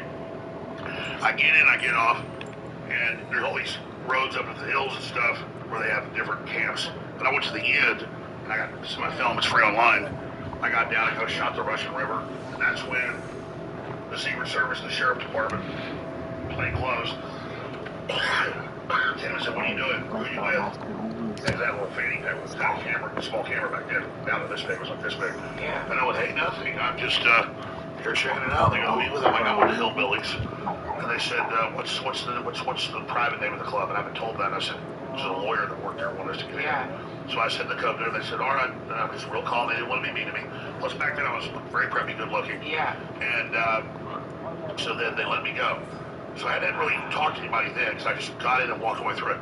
On my way back, I go, let me just cut over to this side area. Let me use the bathroom in this little camp. And they're playing jazz music. There's all these guys, averaging about 60. So I look at, hey, while I'm listening, and guys start grabbing my ass. What? Yeah, no, and whistling, and then I try to go to the bathroom, and the guys are coming in the bathroom. What? Yeah, no, this just happened. That's way Since they could make money off it. Oh, the horny fuck you. I'm telling you the scary part. So then I went, okay, this isn't good. So I get out, I go out the front, and I literally see like 2 camps down. There's like a building with nobody in it, a little cabin. I said, I'm going under that. So then, like I said, I got under there, wait until it started getting dark, that's the rest of the story. But that's how I did it. But no, I mean, that is you were saying the scary thing about a gang. I have only once in college I had a guy fall out of my car and like grab my ass. And I didn't like it. It was like, whoa, but this was like, they were like grabbing on me. Well, they probably thought that you were like a prostitute. Well, they said they bring male prostitutes in. It's all male, and I was good looking back then. Exactly. They were whistling at me, pinching my ass, and like even when I leave there, like one of the keepers on like a those flatback gasoline golf carts. Mexicans drive by and start whistling at me. What the fuck?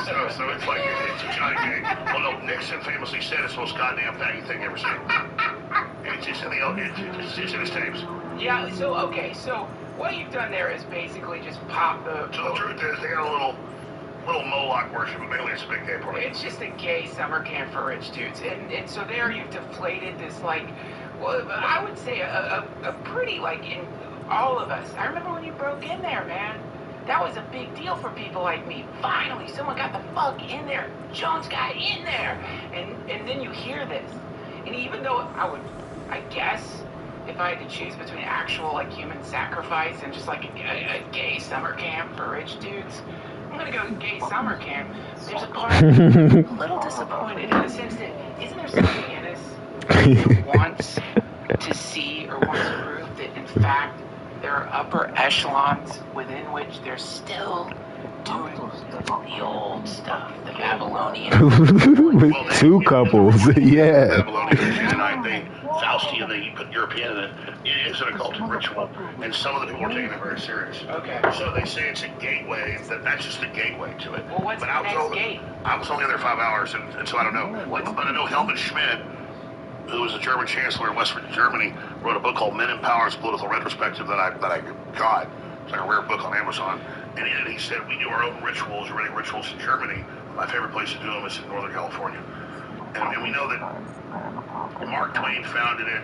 It was more of an artist retreat. And then it got taken over by William Howard Taft and stuff by 1900. And so then the Republican kind of Masons took it over. Okay, but this is... I think that's why they couldn't finish The Boys either, or catch up on the season. Something once that was really quite chill. My mom has Prime, I just don't log in. Wonder about it. Forgive me, I'm paraphrasing here, but basically, you put out there this... I know they're teasing. If it's out, I can't wait to see what happens to Ashley. Because I know they're teasing it. It's like they're taking ayahuasca, DMT, they're taking these psychedelics that hippies like us have been taking. And I didn't know Black Noir was actually black. They're taking them and meeting beings inside of whatever that... I don't know if that's a spoiler for the next season or what, but I saw that he's actually a black guy. He's not a white guy like in the comics. But his son is a white guy in the comics, so I don't know what they're gonna do. Homosexual, it's all male. In the little town next door, I've been there a couple times to cover sets. Outside, it's literally high hookers everywhere. So they have females outside. So it's just like inside, I would say the whole thing is just gay. It's all dudes. I mean, women are not allowed. It's all dudes.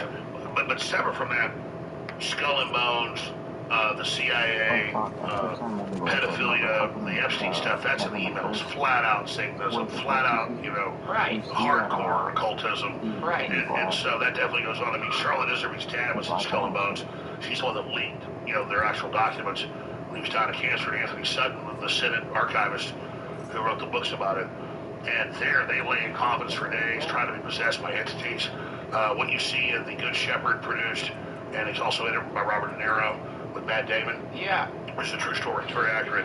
Where they're bathing in feces, and all these old men are urinating on them, and they're guys dressed like the devil doing all this stuff. That's one small part of the ritual. And they lay in coffins for days trying to have a god enter them. So that's very occult. And it mirrors the Masonic, first degree initiation, right? When you go into a coffin and they pull you out of a coffin, they're really into coffins. They're really into this kind of bizarre resurrection or rebirth. But yes, I'm interested in this because, Nope. No, I don't care because I'll watch it eventually, but I knew he had a twin or whatever that was. I just didn't even know. So many of the things that you said, people have rolled their eyes at, the Epstein files, the UAP, all of a sudden, the normies are having to face facts that a lot of the shit that people like you have been saying for a long time is not bad shit. We've got, the UAP stuff coming out. We have high-ranking officials saying these are not aliens. They're hyperdimensional entities, spiritual in nature. Some of them dangerous, which is just a fancy way of saying demons. So yeah, I'm really curious about this because, and I'm really curious about your thoughts on the spiritual component of what's happening technologically and what's happening with the UFO disclosure, and because it seems like at some point the two things just merge into one thing. Well, it is. I mean, I have studied. My dad was a huge, he still is alive, an addict of reading. And so he had science fiction, history books, everything else. He wouldn't buy me a bike, he wouldn't buy me anything. By the time I was 12, I had to go get a job to get it. But if I wanted encyclopedias back then, you're the same age, for timeline books, the Wild West, World War I, World War II, the occult, whatever you buy. That's why I had all these encyclopedias. So in between, running around doing sports, I would read that voraciously. So I got interested kind of in a basic knowledge. That kind of gave me a launch point as I got a little bit older. But you were asking. I'm talking about, man. I'm saying at some point. How did I know about that stuff? So if you study, because my dad wasn't in the occult. The whole house is full of books, the attic was full of books, the garage is full of books. But we probably had 20 books, and you'd say, what are these? It'd be like so many Brzezinski's books, and they're called Conspiracy Gary Allen, all this stuff. There was like a whole couple shelves of, what's this? He goes, oh, that's the translation from Arabic out of King Solomon to the Keys of The fucking Lesser Keys of Solomon, your dad had Grimoires? Yeah. What the fuck, Yeah, great Grimoires and stuff. That is crazy. Yeah, so he's like, well, this is in the Bible, and Solomon, got into it, but I'm like, generally, I was going to read it. What the fuck? You don't let your kid read that? Oh, really? Well, I mean, I was bored. I was posting shit out of the Lesser Keys. Oh my god, that's so funny. Formerly Twitter, and a lot of us folks were like, that's real smart, Duncan. I love That's that. real smart posting Armamax or whatever their fucking names are. People are really take that shit quite seriously. This to me is. Yeah, but I didn't even tell you. You know, it's not a publisher of this. These are books. These are the actual real ones. God damn. Yeah. So, but he wanted me to be knowledgeable, so that's why I did that. Wow. So you asked the question. Yeah, my dad was like, but now I asked about him. So the whole house is full of them. I'm like, what are these? So here we I'm sorry, here's where we're at right now. These are things that you've pointed out. You've pointed out how, I played this on the podcast. I don't want to play it because I don't want to get a copyright strike. I feel like with you on, they're going to be super strict with me. He didn't speak. He just moved. Wasn't it not the View? Or Ellen. Do you remember when, I can't remember her fucking name, just kind of casually admits that she uses Korean foreskins? Sandra Bullock casually mentions using Korean baby foreskin as a skin cream. Have you ever seen that? Yes, I have. Now, when you see something like that, you realize that what you're looking at is lesser magic. It's witchcraft. They're telling you what they're doing. They're But not only are they doing witchcraft, it's witchcraft who tell you. What do you mean? That's the lesser magic, but they tell you that they corrupt you at it. By telling you they've corrupted you. By telling you about it. What the fuck? How does that work? I get it though, right? Because now you're complicit or something. Like, well, it's they're sick. the prediction program, but just you were asking Sick as fuck. how I know this stuff. The point is, if you read those grand grimoires and all that, you're trying to get these entities to give you knowledge for alchemy or for power, and then the early ones like give us gold, and they're in the circle, and they're like, give me a kid, and so it's always good. So I already knew about all this stuff and understood it, and my dad spent as much time to about nuclear power and how politics works as a big Brzezinski and all stuff. And so my parents never told me what to do; they were just kind of prying on me or whatever. And so then, as I got older, I studied all this, and we know with our eyesight.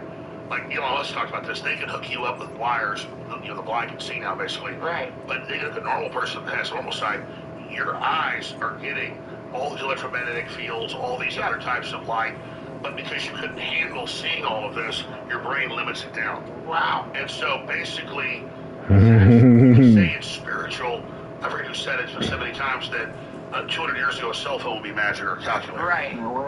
Magic is just something we don't understand yet. Right. Sufficiently advanced technology is indistinguishable from magic. Isaac Asimov. It's like Isaac Asimov. Exactly. Yeah. So, what is that like? The foundation.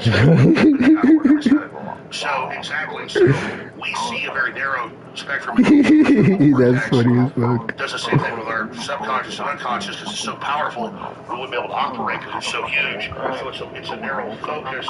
Like we ask ChatGPT something, it spits out an answer. That's not all ChatGPT, that's the answer. So cerebral cortex only tell you one small thing. And so studying all the ancients and myself and going on and reading about different cultures and all the ancient cultures basically saying the same story. It was the same story over and over again. And so basically the so-called elites don't want us to know about this because the devil's biggest trick, called the devil, is that he not that he doesn't exist, that good doesn't exist, but also that he doesn't exist so that you don't even know this is going on. That's the occult needs darkness. Right. When actually they're quote into the light knowing. And so they call themselves the Illuminati, but actually they want you in the dark. But they're in the light, so it's like special forces can see in the dark, you can't, and you're dead. And so with that understanding, I realized that it's not just in our light spectrum, but all our DNA is electrochemical, transceiver, even Princeton and a bunch of other universities now have special spectrometers and stuff, devices that register the ultra-low frequency waves coming off humans, everybody. We now know it's in plants, it's in animals, it's how butterflies There were laid eggs in Canada can fly all the way to central Mexico. It's how hummingbirds, born in Texas can fly to Guatemala. It's an electrochemical connection to the planet, the universe, all living things. It's like Yoda saying, everything's connected. It's true to the Force. Not in the Star Wars sense, but you can't pick up, X-wings, but it's all there. And that's why they drug us. That's why they put the fluoride in the water. And that's what I was told by. Also, I got a lot of insiders like. As I got more into this, when I was on the air 37 years ago, I got a big show right away. There weren't many big shows. So I got to interview the General Stubblebines. They made a movie, Minister Ghost, made a joke about it. No, they broke through. They killed goats with their minds. They saw through walls. They did all that stuff. And he was explaining that, no, they decided it was him and others. Dick Megas, whose dad was a famous congressman, brother, senator, studied it too. And they decided, that's why they dropped Mind Wars in about 1990. Because they found too many people that already have these abilities, they could boost them. They usually resonated towards good and were uncontrollable. So they instead said no. They already had the old path of poisoning and stuff. Now they said no, we're going totally with that. In fact, humans are too dangerous. They want computers that will follow orders. So the decision was made by the 90s. They had both decisions going. I need to get my drink before I start it. I'm ranking up a cookie.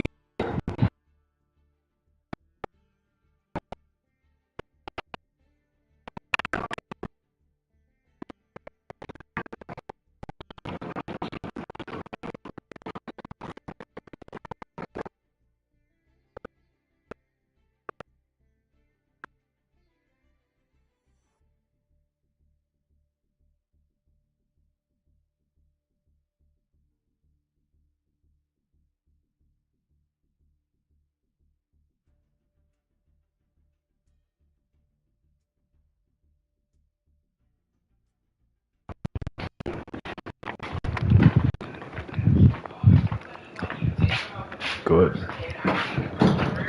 And I just popped 4 edibles because I'm out of good weed.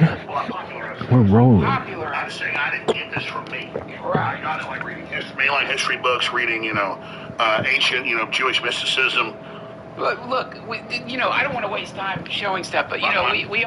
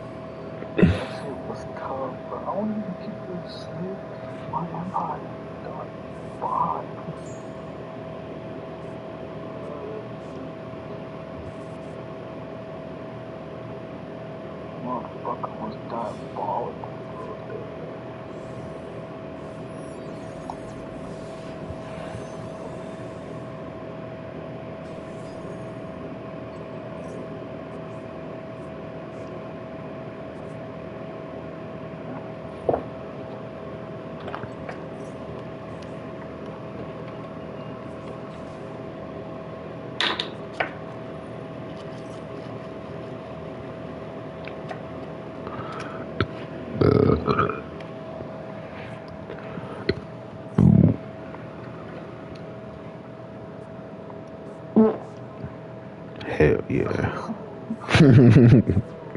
Hell yeah.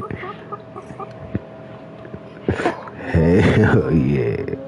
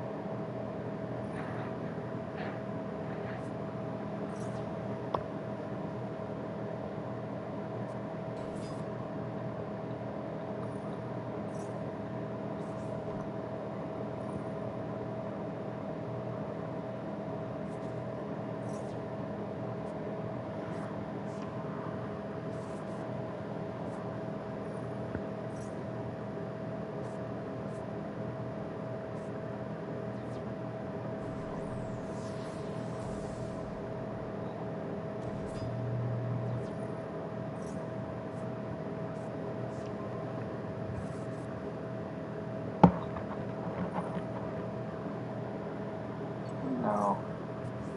Oh my fucking god.